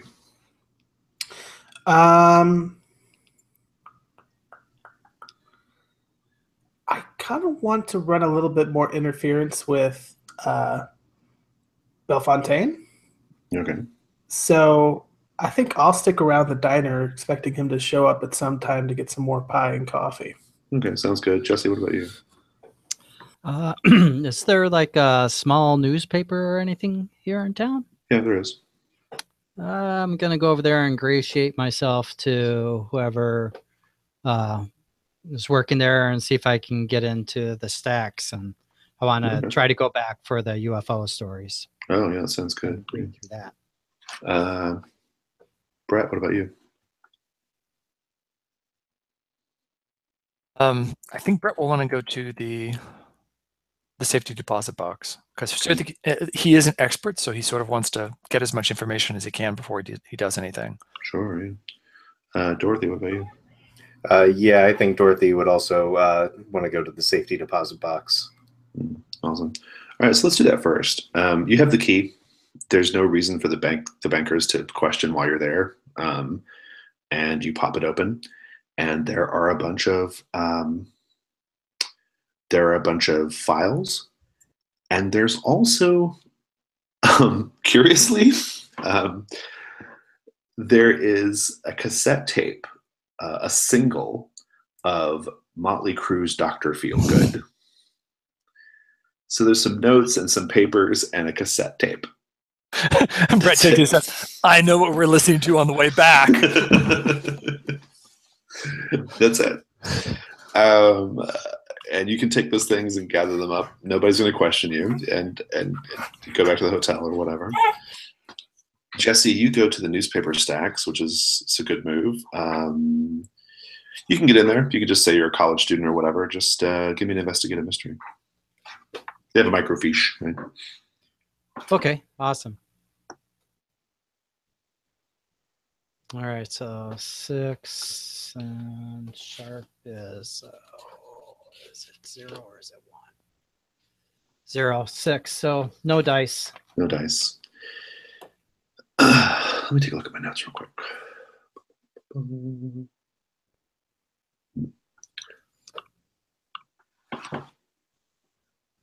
You are going through the microfiche and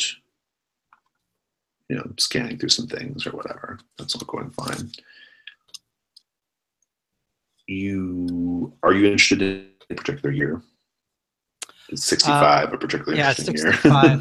And I think I'll go ahead and use the oops move so that I get to stumble across something important. Oh, that's good. Yeah. That's good. I'll hold my move for a minute. You'll oops onto a story about, it's from like the late 70s. And It's a story about Gabby. He has a surname too. He's not just Gabby. Gabby Revell. It's a story about Gabby Revell. This is way pre-Dream. It's a story about Gabby basically like coming in and buying a bunch of land up in the mountains and saying that he's getting ready to set up like a mining operation. He expects to find gold, right? Cool. I'll scribble some notes down and then keep rolling back to the 60s. Indeed. UFO stuff. Do you have to do anything else on Oops, or does that just happen? That just happens. It's up at your discretion what you give me. Yeah, no, that's perfect. I just want to make sure there's no other like explanations or anything we have to do. Nope. Your miss. Hey, Jesse. You hear over your shoulder. Snap around. What are you researching there, son? Who's standing behind me? It's Bellefontaine. Oh, I heard that there was like some UFOs here back in the 60s. I was just gonna, as long as killing some time before the big show tonight, thought I'd read up about that. That sort of thing's always interesting, don't you think? I think the microfiche is in like a little room, and it has like a single bank of glass windows, and he closes the door and like starts to lower the Venetian blinds, in the room. Am I in trouble? He says, UFOs, huh, Jesse? Yeah. Can I tell you a secret? Yeah, for sure. The United States government has known about extraterrestrials going back to as early as the 1930s. You're just shitting me. No, I'm not. And anytime a citizen gets close to discovering the truth of FBO or UFOs, well, let's just say, and I hope you catch my drift here, we put a bullet in their head. And I'm kind of pushing the chair back away as he's leaning in. And I'm like, okay. You can read about Cinch if you want. I'll give you a read about Cinch, assuming you're doing that. I'll give it a shot.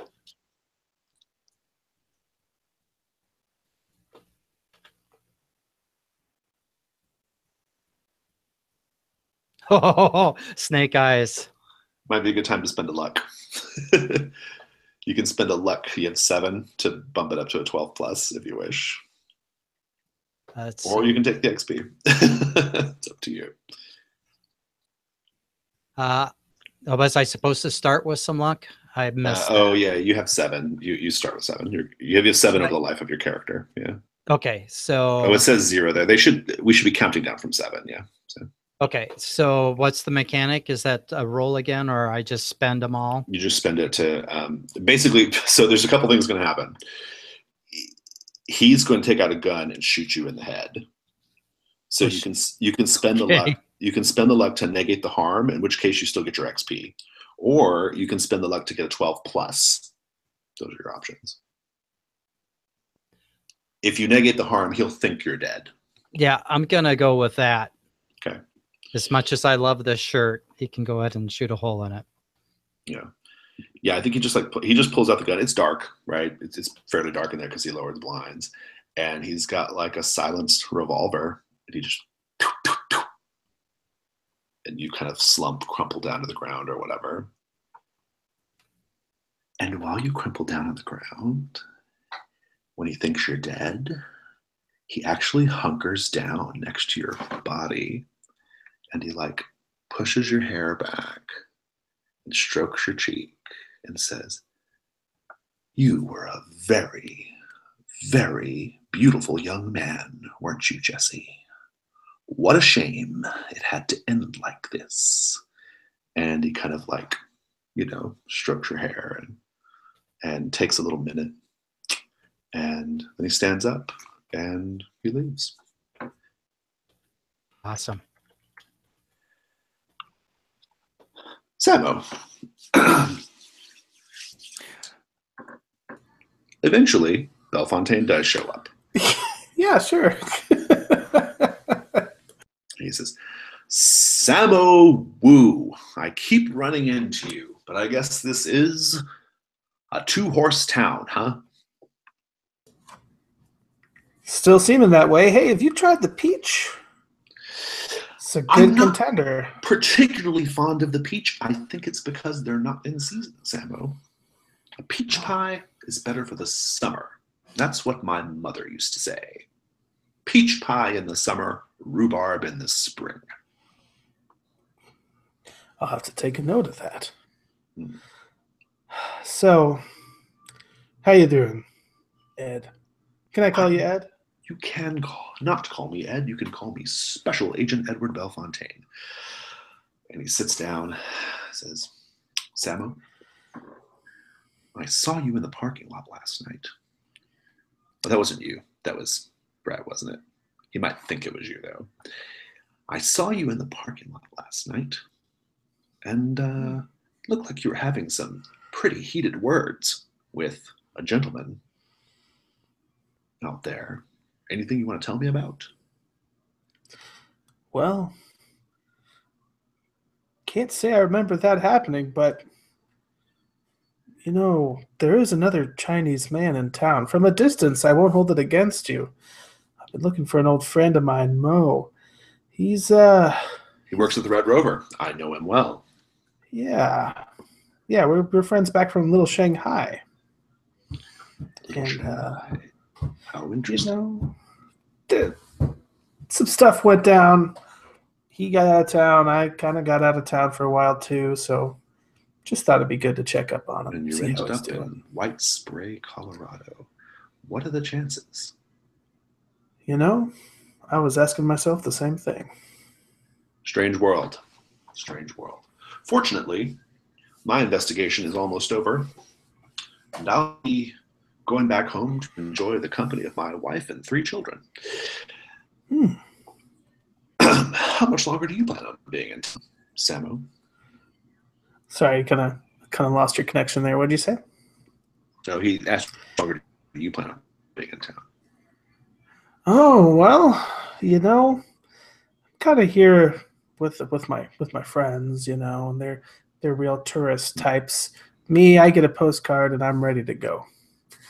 But I'm also an agreeable kind of guy, you might find. Very open to compromise. Interesting. Well, whatever you decide, Samo, like he gets up, he hasn't even ordered anything. Whatever you decide, just be careful. You know? Why's that? You closed your investigation. Well, a lot of people just end up with bullets in their heads in this town. It's a real shame. Like that newspaper reporter. Yeah, he said he was a little demented. Indeed. I like to drink a lot of ginseng tea, known to stave off dementia. Helps keep you aware of your surroundings. I think that's very wise. Very wise indeed. But I suggest you get out of here. You know? Not much going on in White Spray. Well, I've heard Denver's pretty around this time of year. So, who knows? Maybe I will get out of here shortly. Go Bronx. He gets up and he leaves. Yeah. Dorothy. Where's everybody right now? You got the bank stuff. You guys can. Yeah. You got information. You got Motley Crue tape. It's awesome. Yeah, and just real quick, because I heard 90% of that, but there was just like notes, a cricket bat, and a cassette tape of Motley Crue, right? There was no cricket bat. There was there was just some notes, like a folder of notes that it looks like okay, gotcha. And a cassette tape of Dr. Feelgood, a single, not even the whole album, just the single. Oh, well, that's the only song you need, right? It's true. Yeah, at the end of the day, it's the only one that matters. But yeah. What do you guys do? Well, instead of going back to the hotel room with it, could we do like for some reason they always do in these movies is they go to the diner and they like spread out on the table and drink lots of coffee and like go through all the totally stuff? Do that. Yeah. Maybe Samo's there. Maybe we'll say Belfontaine's gone at this point. And Jesse will come staggering in covered in blood. Maybe we'll see. I'm gonna ask Jesse how he survived in a minute, but for now we'll say it's the three of you. So yeah, I don't even need an investigate roll here. You can kind of just go through his notes. If you're all doing it as a group, you can kind of learn what you need to learn.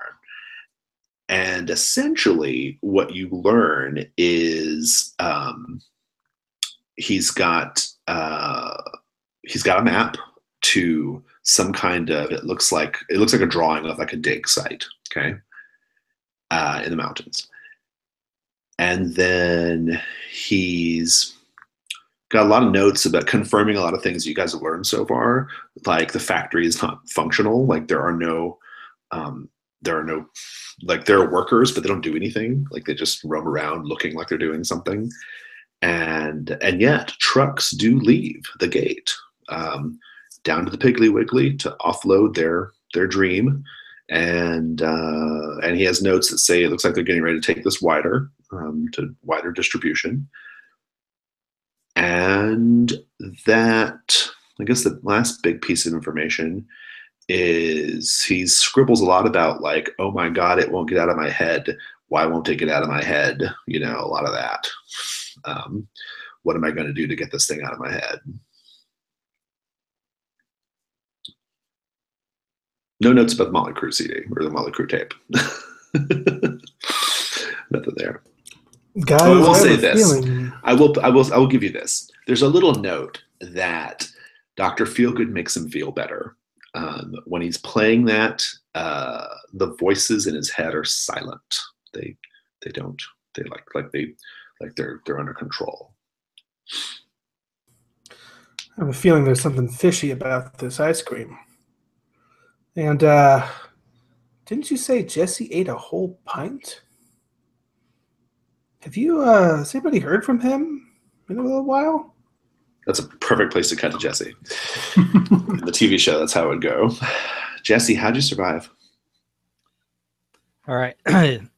After your lucky break, you see Jesse roll over and unbuttons his shirt, and he's got a little silver chain, and it's got a medallion on it. And you can see that it burnt into his chest, and he snaps it off and chucks it in the trash. And it was his brother is actually pretty damn good with magic and made a charm for him to protect him. Oh, and it's burnt out and used up. But that was how he literally dodged a bullet or multiple bullets there, essentially. Cool. You can meet back up with the group if you want, unless you want to go do something else first. Well, I'll come out of there probably like my hair is going to probably look a little wild, and I'm going to look a bit frazzled, and I'll come stumbling into the diner, and I'm just going to shove right in next to Samo. I assume that you're there too, right, Samo, along with Dorothy and Brett? Yeah, they're all there. Yeah. Mm-hmm. I'm like, what's all this stuff? And hey, Bellefontaine just shot me 3 times. What the fuck's up with that? Holy shit. Oh, Jesus. He wasn't kidding. Yeah, I was down in the stacks going through the microfiche, and he asked me what I was doing. Told him I was looking at the UFO stories from the 60s or trying to find them. And he says that the government, when someone gets too close to the truth, they put a bullet in your head. And then he pulled out a gun with a silencer and shot me 3 times. Oh, and one other thing. I do remember now. In the heat of the moment, I forgot about this. I was a little shaken up. Go figure. But I've stumbled across a story from the late 70s when I was scrolling through the fiche. You know Gabby? Gabby Revelle? He came into the town around that time and bought up a whole bunch of land to open up for gold mining, supposedly.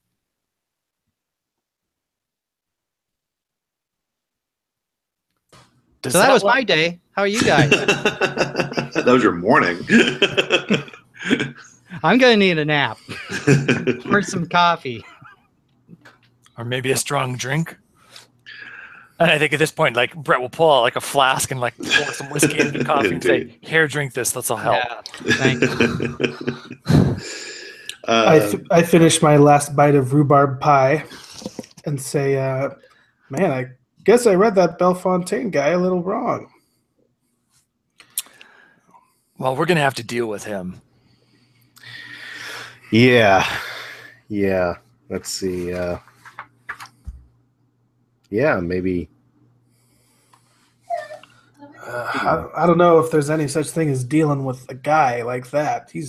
Guys like that aren't just a guy; they're a whole agency. You take out one, and the whole organization is going to come crashing down on you. I don't know. Guys like that might just be best to skirt around. I have to kind of agree with Samuel here. As much as I'd like to take the cricket bat to him, I don't think I'd come out on the right side of that. Speaking of which, and then there's like a newspaper on the table, and Samo pulls out like a 9mm and like sticks it in there and folds it over and pushes it over to you and say, "Don't get caught without a piece anymore. You're in the game now." Jesse slides back from you and pulls up his pant leg, and you see he's got a little pearl-handled, silver-plated pistol and a hold-out holster at his ankle. Pushes the newspaper back. I'm good. That's big and ugly. I like my gun. All right. I'm going to poll you guys and figure out what your next move is. You know a lot of information now, right? The main thing you don't know is kind of what precisely the monster is and what can hurt it, basically. Those are kind of the two big things you need to sort if you're going to intend to do that. You know, it's got something to do with the ice cream, though. So you may need to run some more tests. You may need to do some more digging.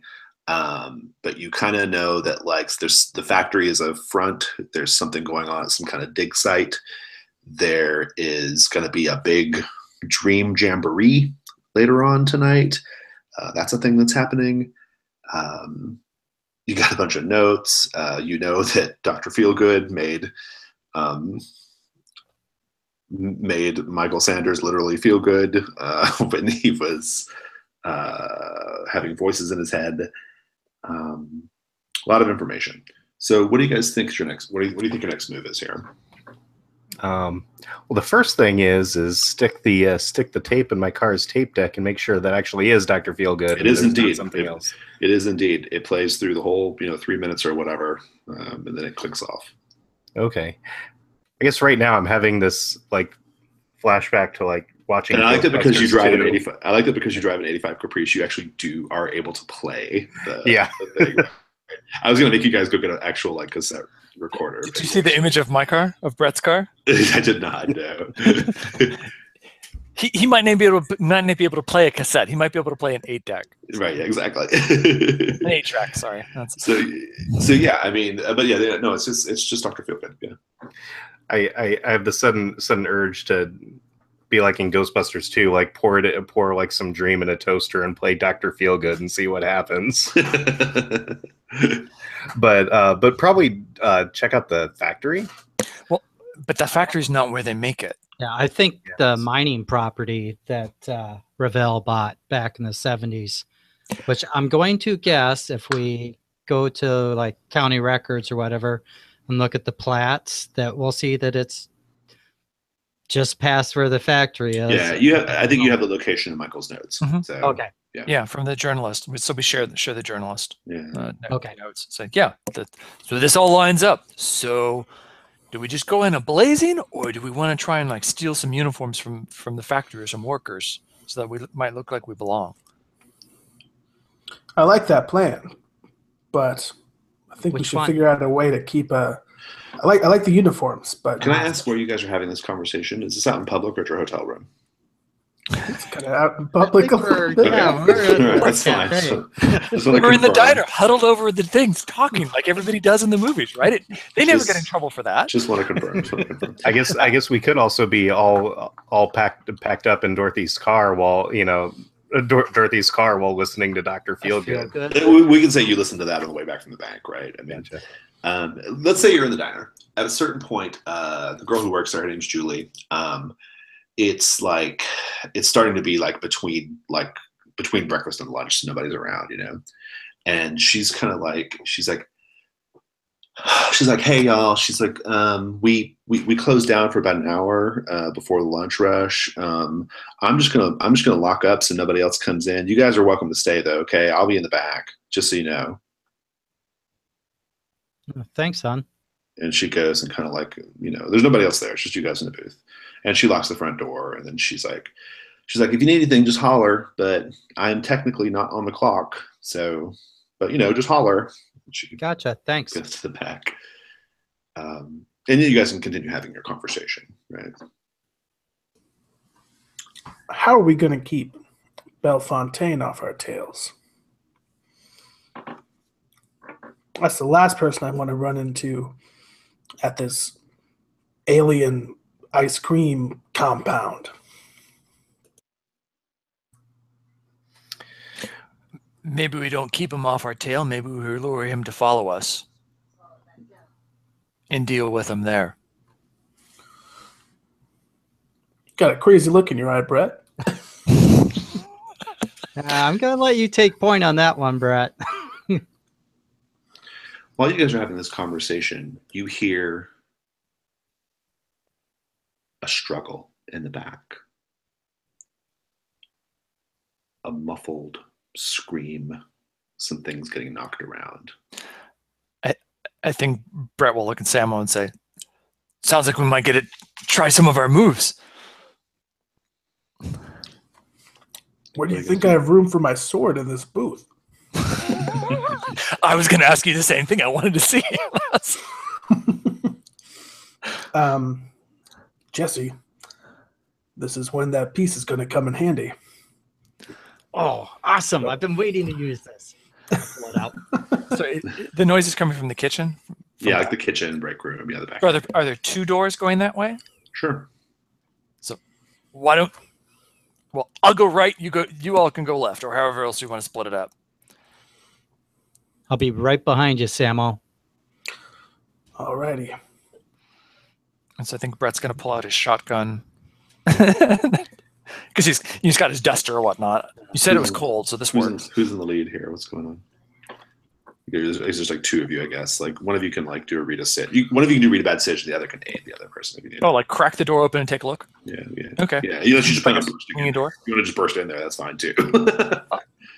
I have +1. It's up to you. It sounded like you guys were being careful though, because you were going through both doors. So yeah. No, and I think Brett, despite his bravado, I think he tends to hesitate a little bit, so he would probably crack it open and take a look. Read a bad sitch. Go ahead, we'll push hard.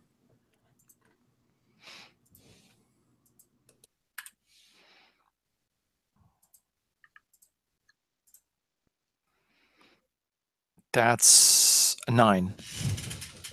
You want to try to get aid from someone? Bump it up. I can help out here. Go for it. It's plus cool. Okay.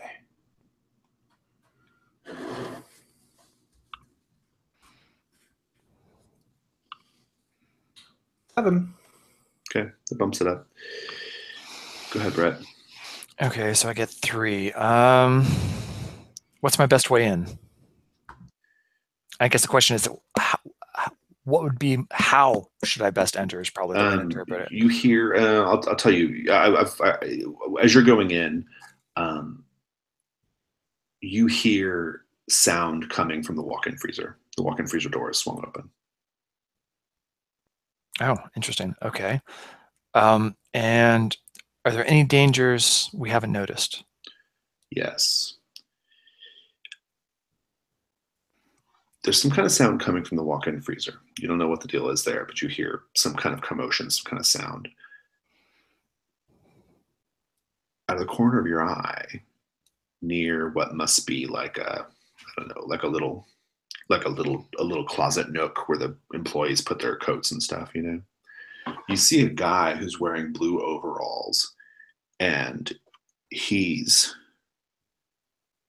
got his head slumped down, standing up. His head is slumped down, and he pulls his head back, and his mouth begins to stretch open like a cottonmouth snake. It's just like,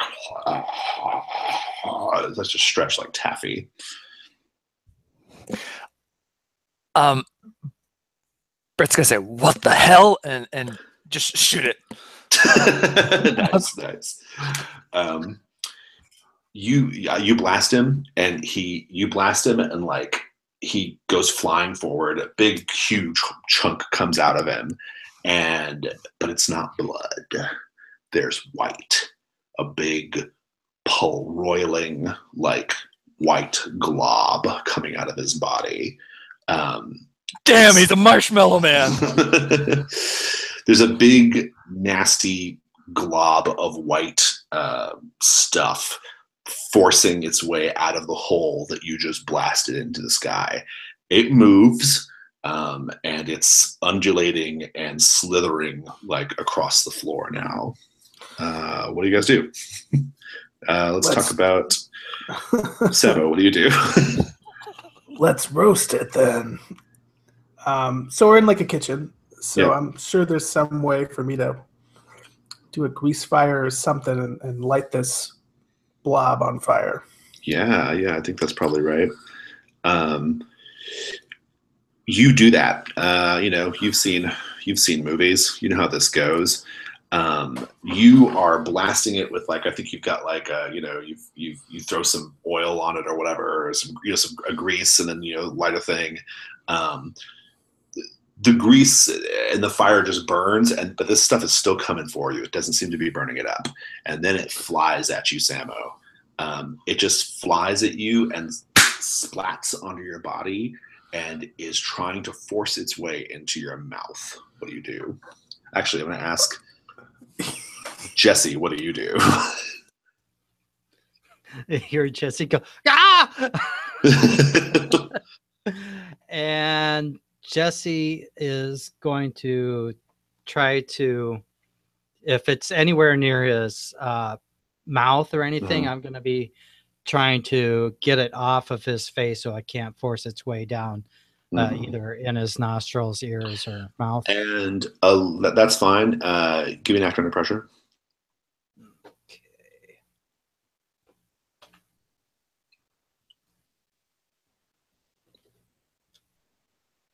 Which dice are mine? I think that was a 9, and it's cool. So that's a 10. Nice. It'll work as described. A pseudopod from the white blob flies out at you, Jesse, and is trying to slam its way into your mouth. Dorothy, what do? You see this happening? Yeah, Dorothy will. She will pull out the meat cleaver she's been hiding in her robe, and she's just going to try to, grab at whatever part she can get and just hack it to pieces. She's got the Give me an act under pressure if you're trying to save Jesse, especially. Just give me an act under pressure. Yeah. So let's see.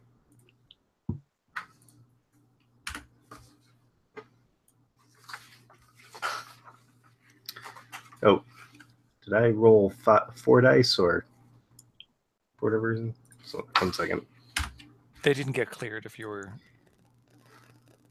Yeah, I guess you rolled 4 actually. Yeah. So 1 second. Let me clear those. There we go. 6, and act under pressure. Is that cool? Cool.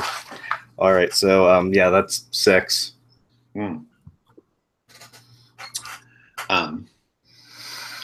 Dorothy, the shit goes right in your mouth. You're going for it, and it just all we see is the stuff just lets go of Samo and Jesse and flies, the force of it pushes you up against the wall, Dorothy. It's delicious. Don't swallow, Dorothy. Don't swallow. Yeah, don't swallow, Dorothy. Famous last words. Yeah. And it just like slithers into your body. It's just like you're just there, like kind of like held up a little bit by its force, and your mouth is open. And it's just into your stomach. Is it all the way in? It's all the way in. Didn't leave a trace. Oh.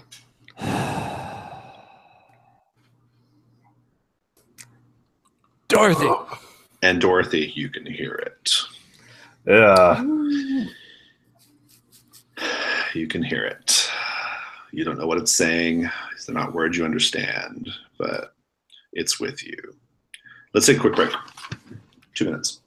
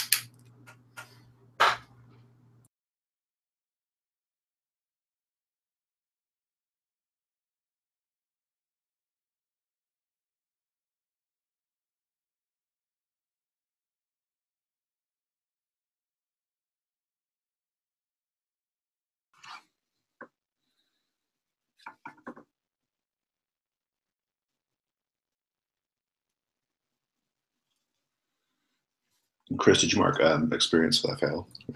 Oh, no, I did not. Yeah, sorry, I was a little bit distracted there for a minute. Had to have some impromptu baby cameos. I just forgot to remind you. So. Right. You should have a couple of experience, right, Jesse? At least 2. Yes, you're right. And then I think Samo got one from his miss on at the bar band.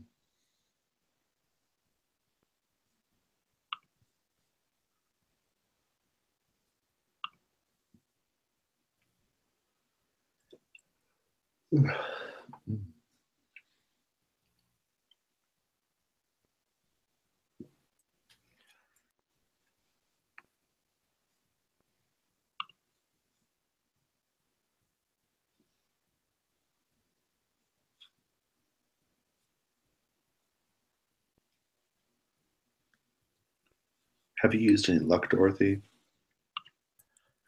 I don't think I have, actually. Okay. I'm going to note it 7. And I don't know if Tammy did or not. Tammy did. Oh wait, no, Sambo wasn't it? It was Samo used 1 last time. But... And Brett used 1. Right. But I already had that marked. So Tammy still has 7. Okay, cool. Because these characters might come back someday. Like they always do. Especially if there's like a last season, then everybody comes back. So one thing that you guys, some of you won't be aware of, but that Kevin is definitely aware of, is this takes place in the same universe as our Mercy Falls game. It's been killing me. Yeah, because Edward Belfontaine is he's not like a per se villain in Monster Hearts, but he's a character in that series. So, is that just your favorite like FBI agent, anybody agent wearing a suit and tie guy name, or? Oh yeah, the Belfontaine character. I started him in the Sprawl. We played this 100 years ago. That's right. Yeah. I then took him to Mercy Falls, and the one from the Sprawl is not connected to this one, but this one, Kevin, is the same Belfontaine. Like this is the, yeah, it's this is very the same, apparent. Yeah, this is the same universe as that game. Yep. So, Dorothy, you feel fine. You hear the voices, but you feel otherwise okay, and you're functional.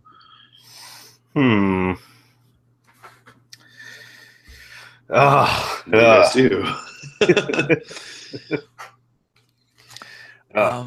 Can I do magic? To do what? Banish a spirit or curse from the person, object, or place it inhabits. Will that work, or is that not quite this? I'd take it. Yeah, I think I would take it. I think that would be possible, I suppose. It's not really a spirit. I know. That's why I was saying I don't know. It's more. I mean, it's a pretty direct physiological thing happening here. Trap a specific person, minion, or monster. I think that works. Oh yeah, that would probably work. Yeah. Okay. And so I guess you'll see like so Jessica, hold Dorothy down, and he'll look to Samu and say, Samu, there's something going on in the freezer also. I don't want anything to sneak up behind us. It was just where he tossed the girl, the Julie, who was in the back. Oh, yeah, he just threw her in the freezer, this guy, and then started having his freak out. So. He fridged her. Damn. yeah, he did. Yeah, sadly. Yeah, not quite that bad, but yeah. So Samuel will kind of like knock on the freezer door and say, "Are you okay in there?" She's like, "Yeah, I'm okay. Like, I must have bumped my head or something." Okay, well, put some ice on it. Just kind of like leave the door shut. That's so bad. She'll come out.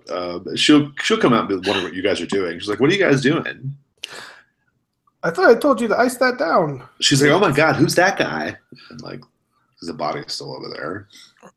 Oh, sorry, guys. She's like, you guys are gonna have to get out right now. I'm calling the cops. We are the cops. We're undercover. Just go. We have to take care of this. You need to show me some badges or something if you're a cop. Actually, I think while Dorothy's being laid down, she's gonna free a hand and try to, put the mental whammy on the waitress. She's just gonna try to go for it. Use telepathy to just basically it's like, what? Nothing's going on here. This is totally normal. I'll take it. I don't need a roll. She's fine. Oh, okay. She'll just be like, oh yeah, okay, right. Well, if you're cops, I mean, okay, whatever. Yeah. She's like, I gotta go get stuff ready to open back up. And she fridged and force tricked. Yeah, Sure, we're not rough doing day. well on the consent, are we? So, can somebody get me a pressure cooker? I have an idea. Jesse Gotta be a pressure scrambles cooker through in the this thing. kitchen. Yeah. He has no idea what a pressure cooker looks like. He's too young. He's just Google popping it. through everything. Jesse, that's a wok. How about this? Big old chili pot, I need something. If I pull it That's out a of her, spatula. I need something to keep her in. Like, I don't know, sealed jars or containers. Something. Big Tupperware right here. Will that work? Don't think so. Maybe if I magically bind it, which I guess is gonna. Okay, whatever. We don't have time. We'll have to do it. So I pull out my magic dagger and I hold it over Dorothy and say, "Don't worry, I'm not going to stab you, honey. I'm not. Trust me. This isn't my first rodeo. I know. I just need the magic of the dagger to make this work. It's all going to be symbolic. So, don't know how that happened. Use the magic of the dagger as sort of the focus to focus it and basically, by analogy, I guess, stab it out or force it out and force it into whatever the container is. Yeah, I'm into that. Yeah, you guys can find some kind of pot or something. That's fine. I like Tupperware though, especially if it's like really cheesy with flowers. Yeah, that would be very appropriate. Roll plus weird. Come on. Oh God, I got a 5. Ooh, not great. No. Would you like to spend a luck? Dorothy, is it worth it? I don't know. Is she really the love of your life, or is that person still out there? Like, well, I mean, let me tell you what's happening. It's going to come out of her body. It's going to come out of her body through her chest. Oh, we start seeing it happen like an alien thing? Yeah, exactly. Oh, no. Oh, hell no. Yeah, I guess he'll put his hand on it, the hand with the scar from the marriage, and put it on it and touch it, and it'll start glowing this venomous purple. And that will be the spending of my luck. Nice. Like, Okay. and it'll just sort of like, I don't know. I spend the luck, maybe I can just kill it, but I mean, 12 plus, you'll totally succeed. You'll draw it out and trap it. So you can describe what the rest of the scene looks like. Okay, yeah. So then it's just, I picture it sort of being this nasty thing of it like spewing out of Dorothy and like hitting the ceiling and struggling against it as it suddenly gets sucked in like the Ghostbuster effect into Nice. the Tupperware, which is then going to close and do that little spin thing that they do in the cartoons before it settles down. Nice. Make sure you burp the Tupperware. Go ahead, Jesse. You can burp it. It's in there. It's in the container. It eventually just like calms down. And it's just like there, and it's cold too. It's cold. It's cold. Yeah. Jesse puts a hand on his stomach and goes, I can't believe I ate a whole pint of that stuff. I wonder if I'm possessed. Nah, I'm good. All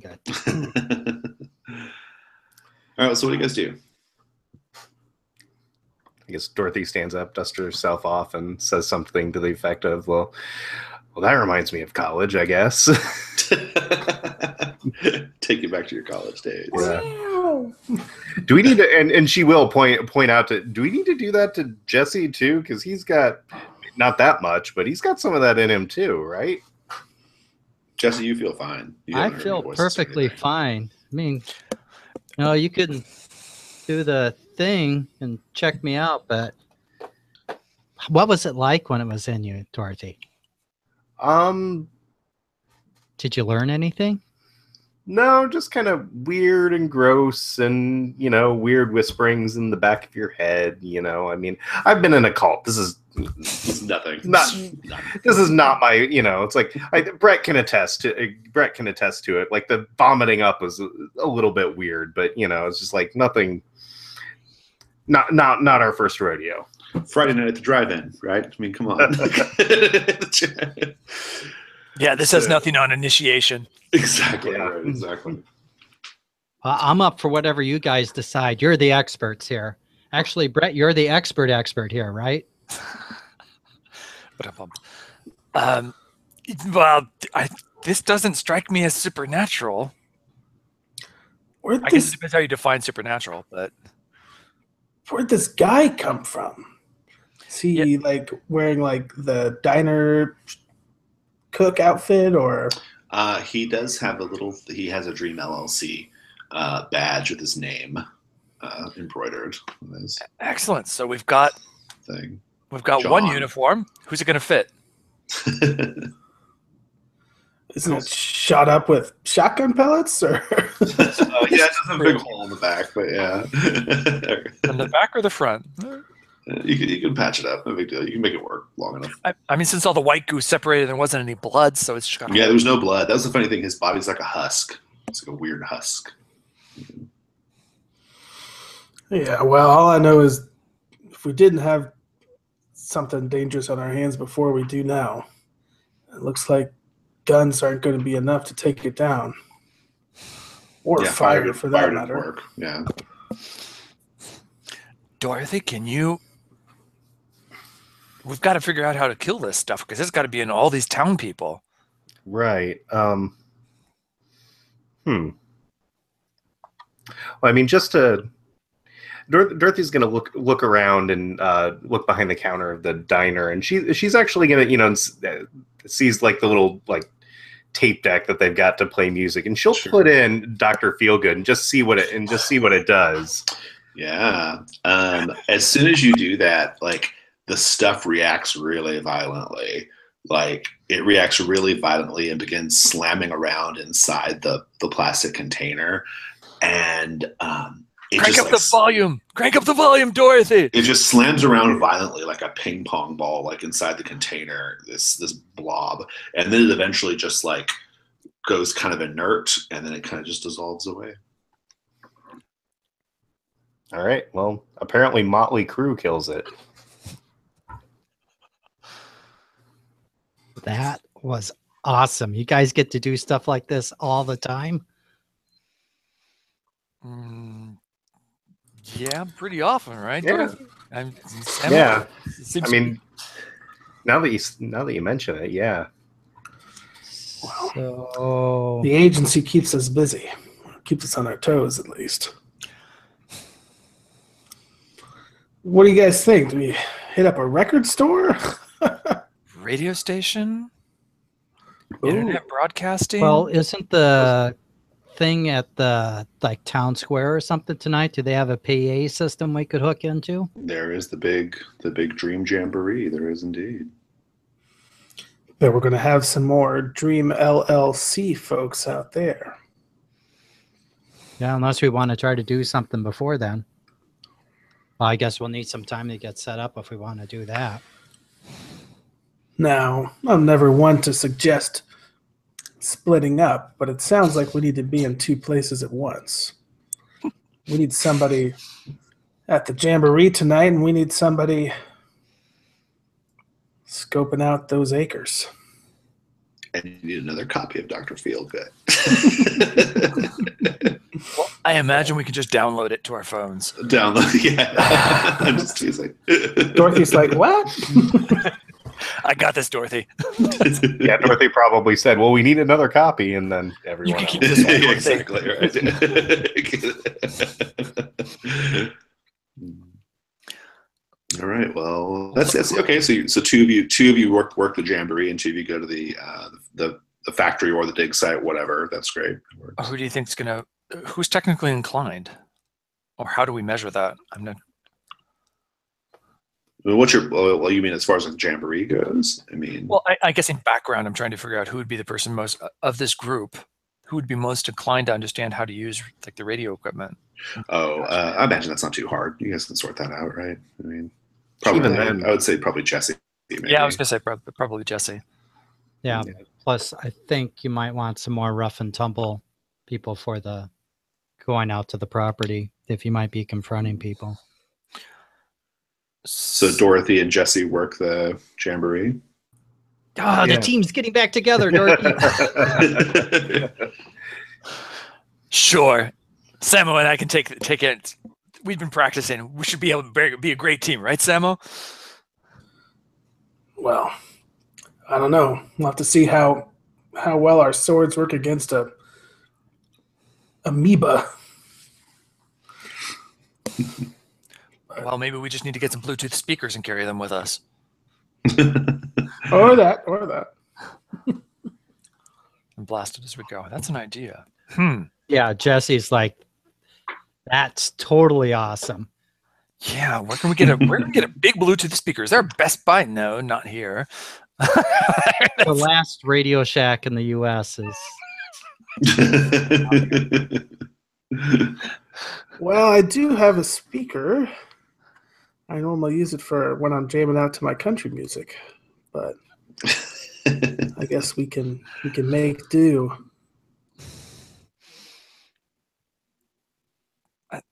So, I guess the SUV and Brett and Samo are going up the mountain, right? Okay. With the directions to the dig site, you can avoid the factory if you just want to go straight to the dig site, okay? Otherwise, you could take the road from the factory to the dig site, but that's more dangerous because you might encounter people along the way, right? The Jamboree, though, they have a big stage set up, Jesse and Dorothy. Big stage set up. It's got a facade, in the colors of the dream that's sort of like pink and brown and blue stripes. They're playing the Colorado commercial, come taste the dream, all that. And that's all going on.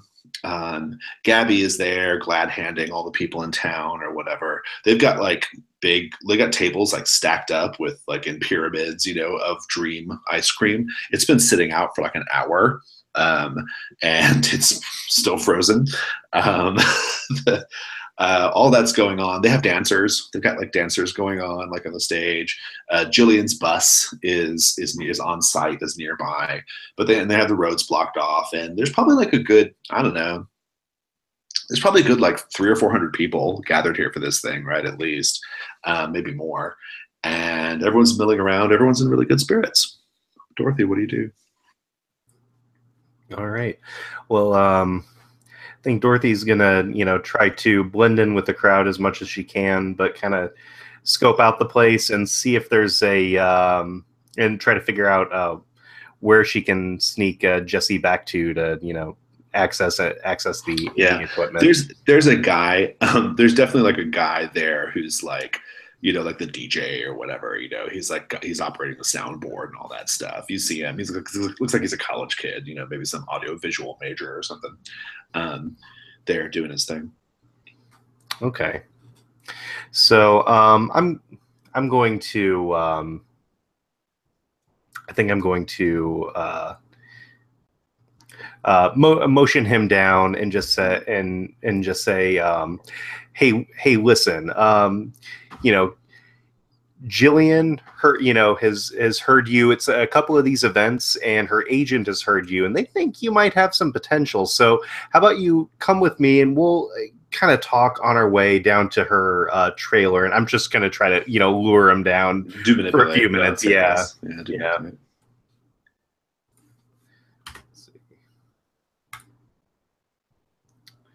All right, so that is 10. Awesome. Let's see here. I think he just straight up does it. Oh yeah, he'll do it. He'll say, he's like, Jillian Ambrose wants to talk to me. Yeah. There's it's she's. Are you like her manager or something? Yeah. I'm a friend of her I'm a friend of her managers. It's just out in the industry, we don't have titles. There's a manager, but there's all sorts of people doing all sorts of things. But just especially and she names off a couple of the events that happened in town, and she has said there wasn't a lot of people there, but she said that she really enjoyed your music, and she said that her and her manager really wanted to talk to you. So and she, yeah, of course. Yeah, absolutely.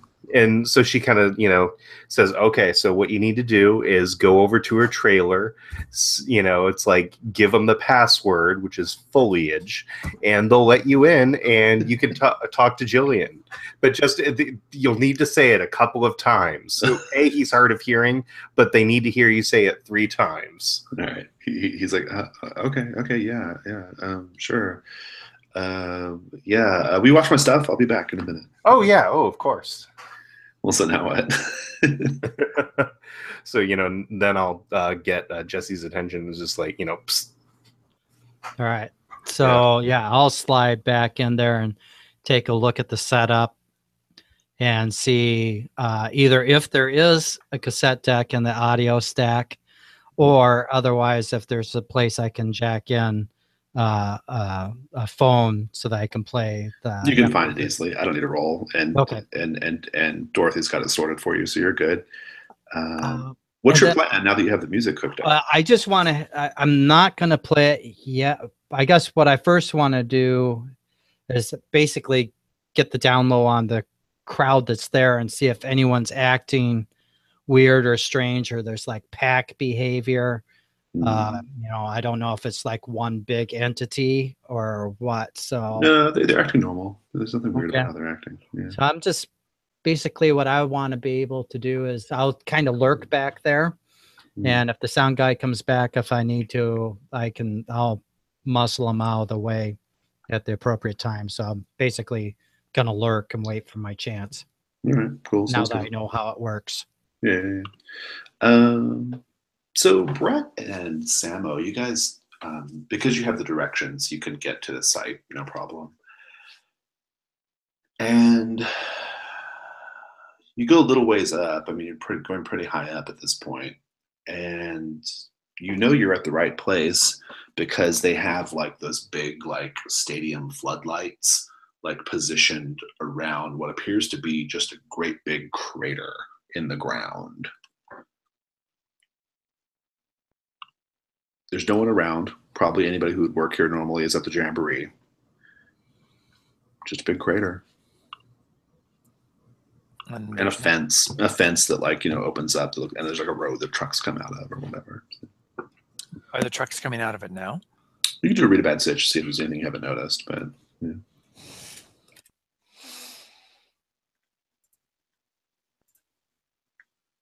Okay, that's wrong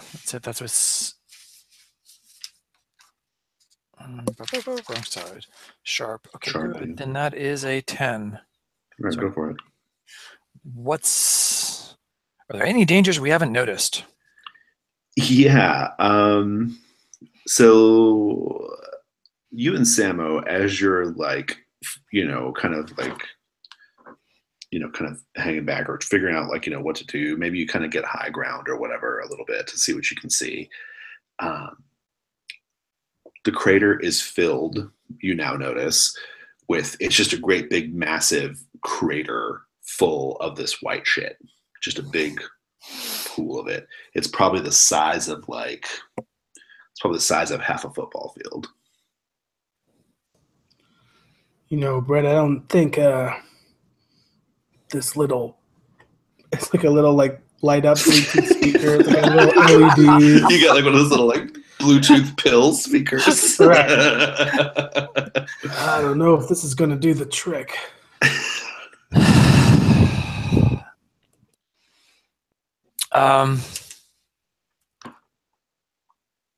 What's most vulnerable to me? Good one. Because this used to be a mining site, there is an AV system that they would use from the office to talk to the workers. And you can see the speakers all around. And there's even like a little office where they might have manned such a thing before. Samo, I don't think we're going to need it. Let's go get into the office. Indeed. And we not. Let's see. So that would be 2. More? Yeah, I have one more. So what's the biggest threat? Oh, it's definitely that thing. Oh, okay. Yeah, if you don't, you can see like it looks like it's mostly kind of calm, but you occasionally see like little pseudopod tendrils come up and kind of like they're smelling the air, and then go back down. Okay.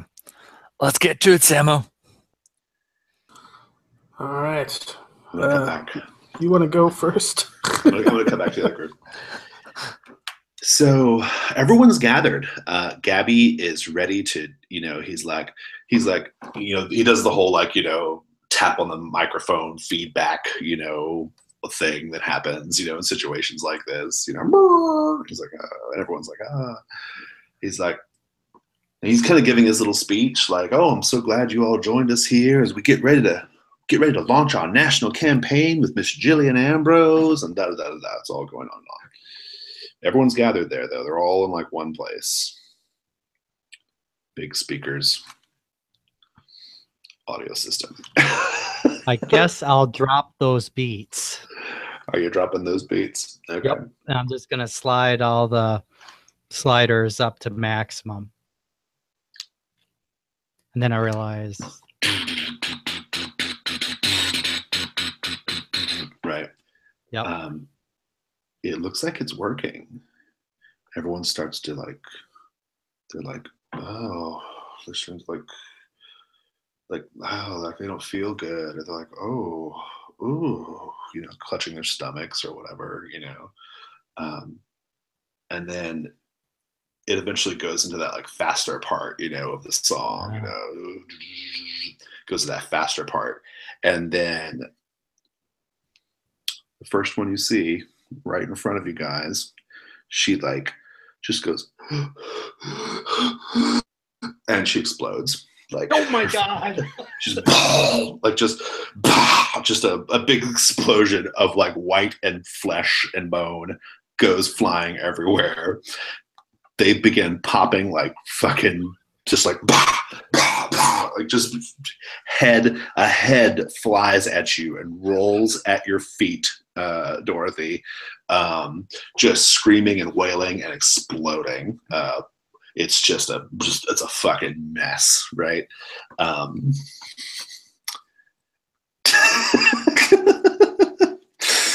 I grabbed the mic. We're killing it, Dorothy. We're killing it. Let's cut back over to the dig site.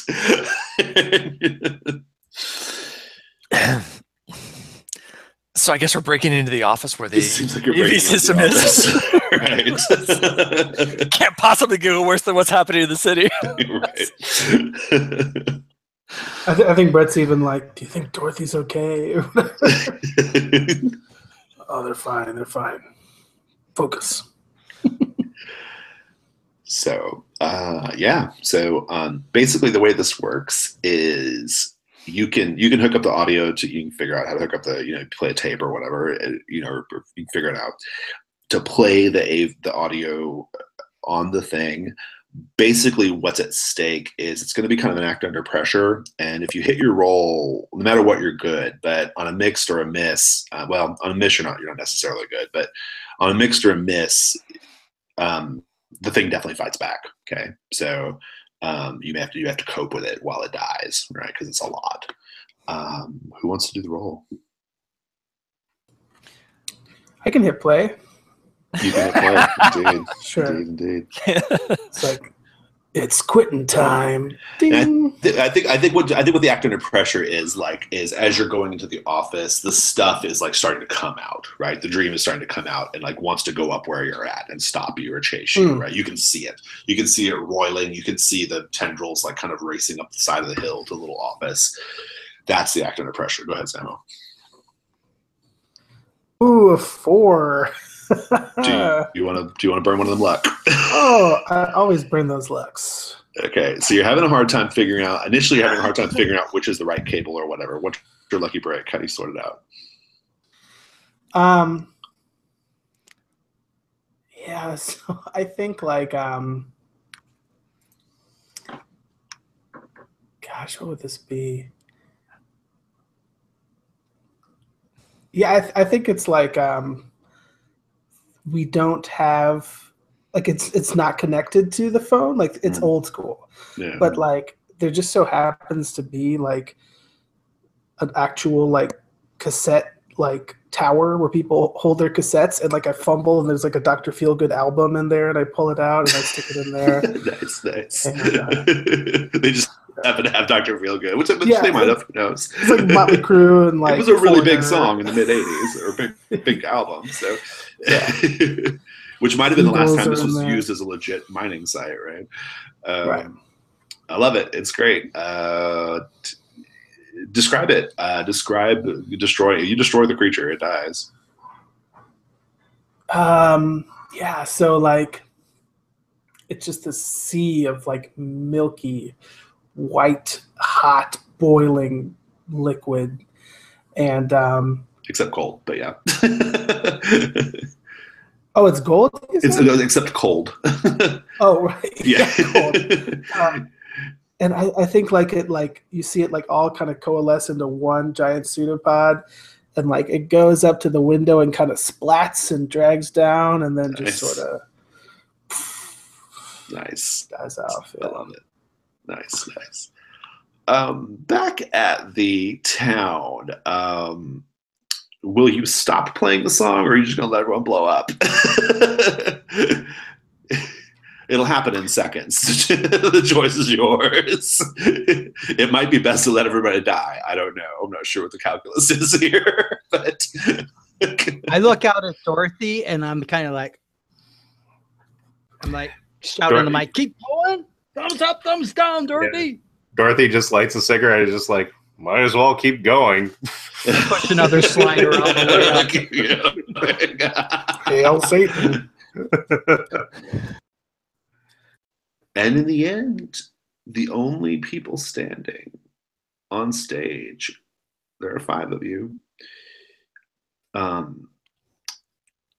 kid whose soundboard that belonged to 2 of you, Gabby Revell, who has apparently never eaten dream, and Jillian Ambrose. And you're all covered in hair and bone and ice cream and viscera all over your bodies and all over your clothing. Everyone's just kind of stone quiet and shocked. Now that you've genocided the town of White Spring, Colorado, I queue up semisonic closing time. I think we cut to epilogues at that point. Let's cut to epilogues. So, whenever you guys are ready to epilogue, just say where we see you, what's going on. So I think Samo's epilogue is actually the camera's on Tammy, and she's like going through some mail, and there's this postcard from White Springs, Colorado. White Spray, yeah. White Spray. Oh gosh, it's even more on the nose than I realized. And it's like the front is like a geyser, like a Yosemite kind of thing. Yeah. A huge gushing geyser. Right. Colorado. Just like wish you were here on the front or whatever. And on the back, Samo's written a little note that says, "Dear Tammy, did you know that the Chinese invented the compass in 200 BC? Just thought I'd let you know." He's just like sending her facts about Nice. China and its people. So Nice. I love it. Educate Tammy. yeah. Awesome. Who wants to epilogue next? I'm up for it. Go for it. So Jesse's at desk in the office going through the expenses, lots of car washes, new wardrobes, things like that. Mo might show up, right? And that would be awesome. And he's got a big jar of fluff out there, and he's just eating spoonfuls of fluff as he's working through the expense reports. Nice. I love it. Anybody else?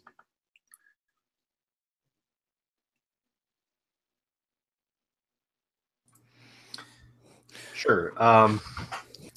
yes, there's a scene later of probably on Brett's boat with both Dorothy and him. After everything's calming down, she's searching for new teal robes on Amazon, and he's just doing research, and so she just kind of looks up at him. So it's like, so can we just agree to never speak of this again? Which part? The part where we played some Motley Crue and then a whole town exploded. Sure, I'm okay with that. Yeah. And I think Brett rolls over to Mo and says, "Are you okay with that, Mo? We don't talk about that anymore."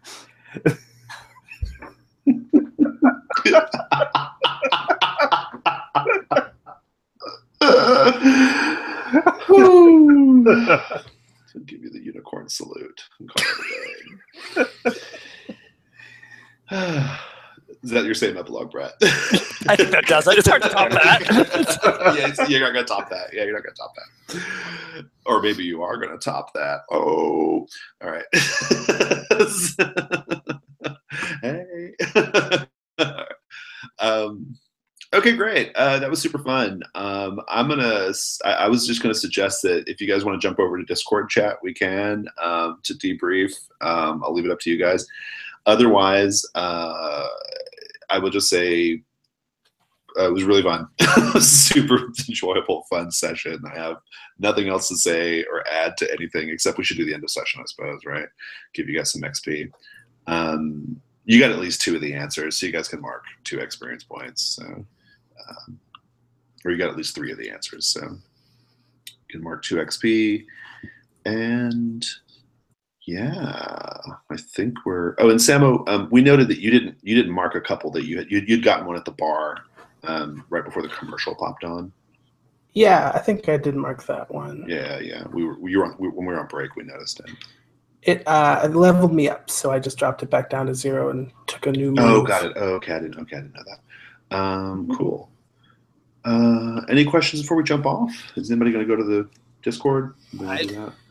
I'd be up for hopping over there, but I need a channel. I'll give you the link. Yeah, I'll pull it up right now. I'm going to stop the broadcast real fast, though.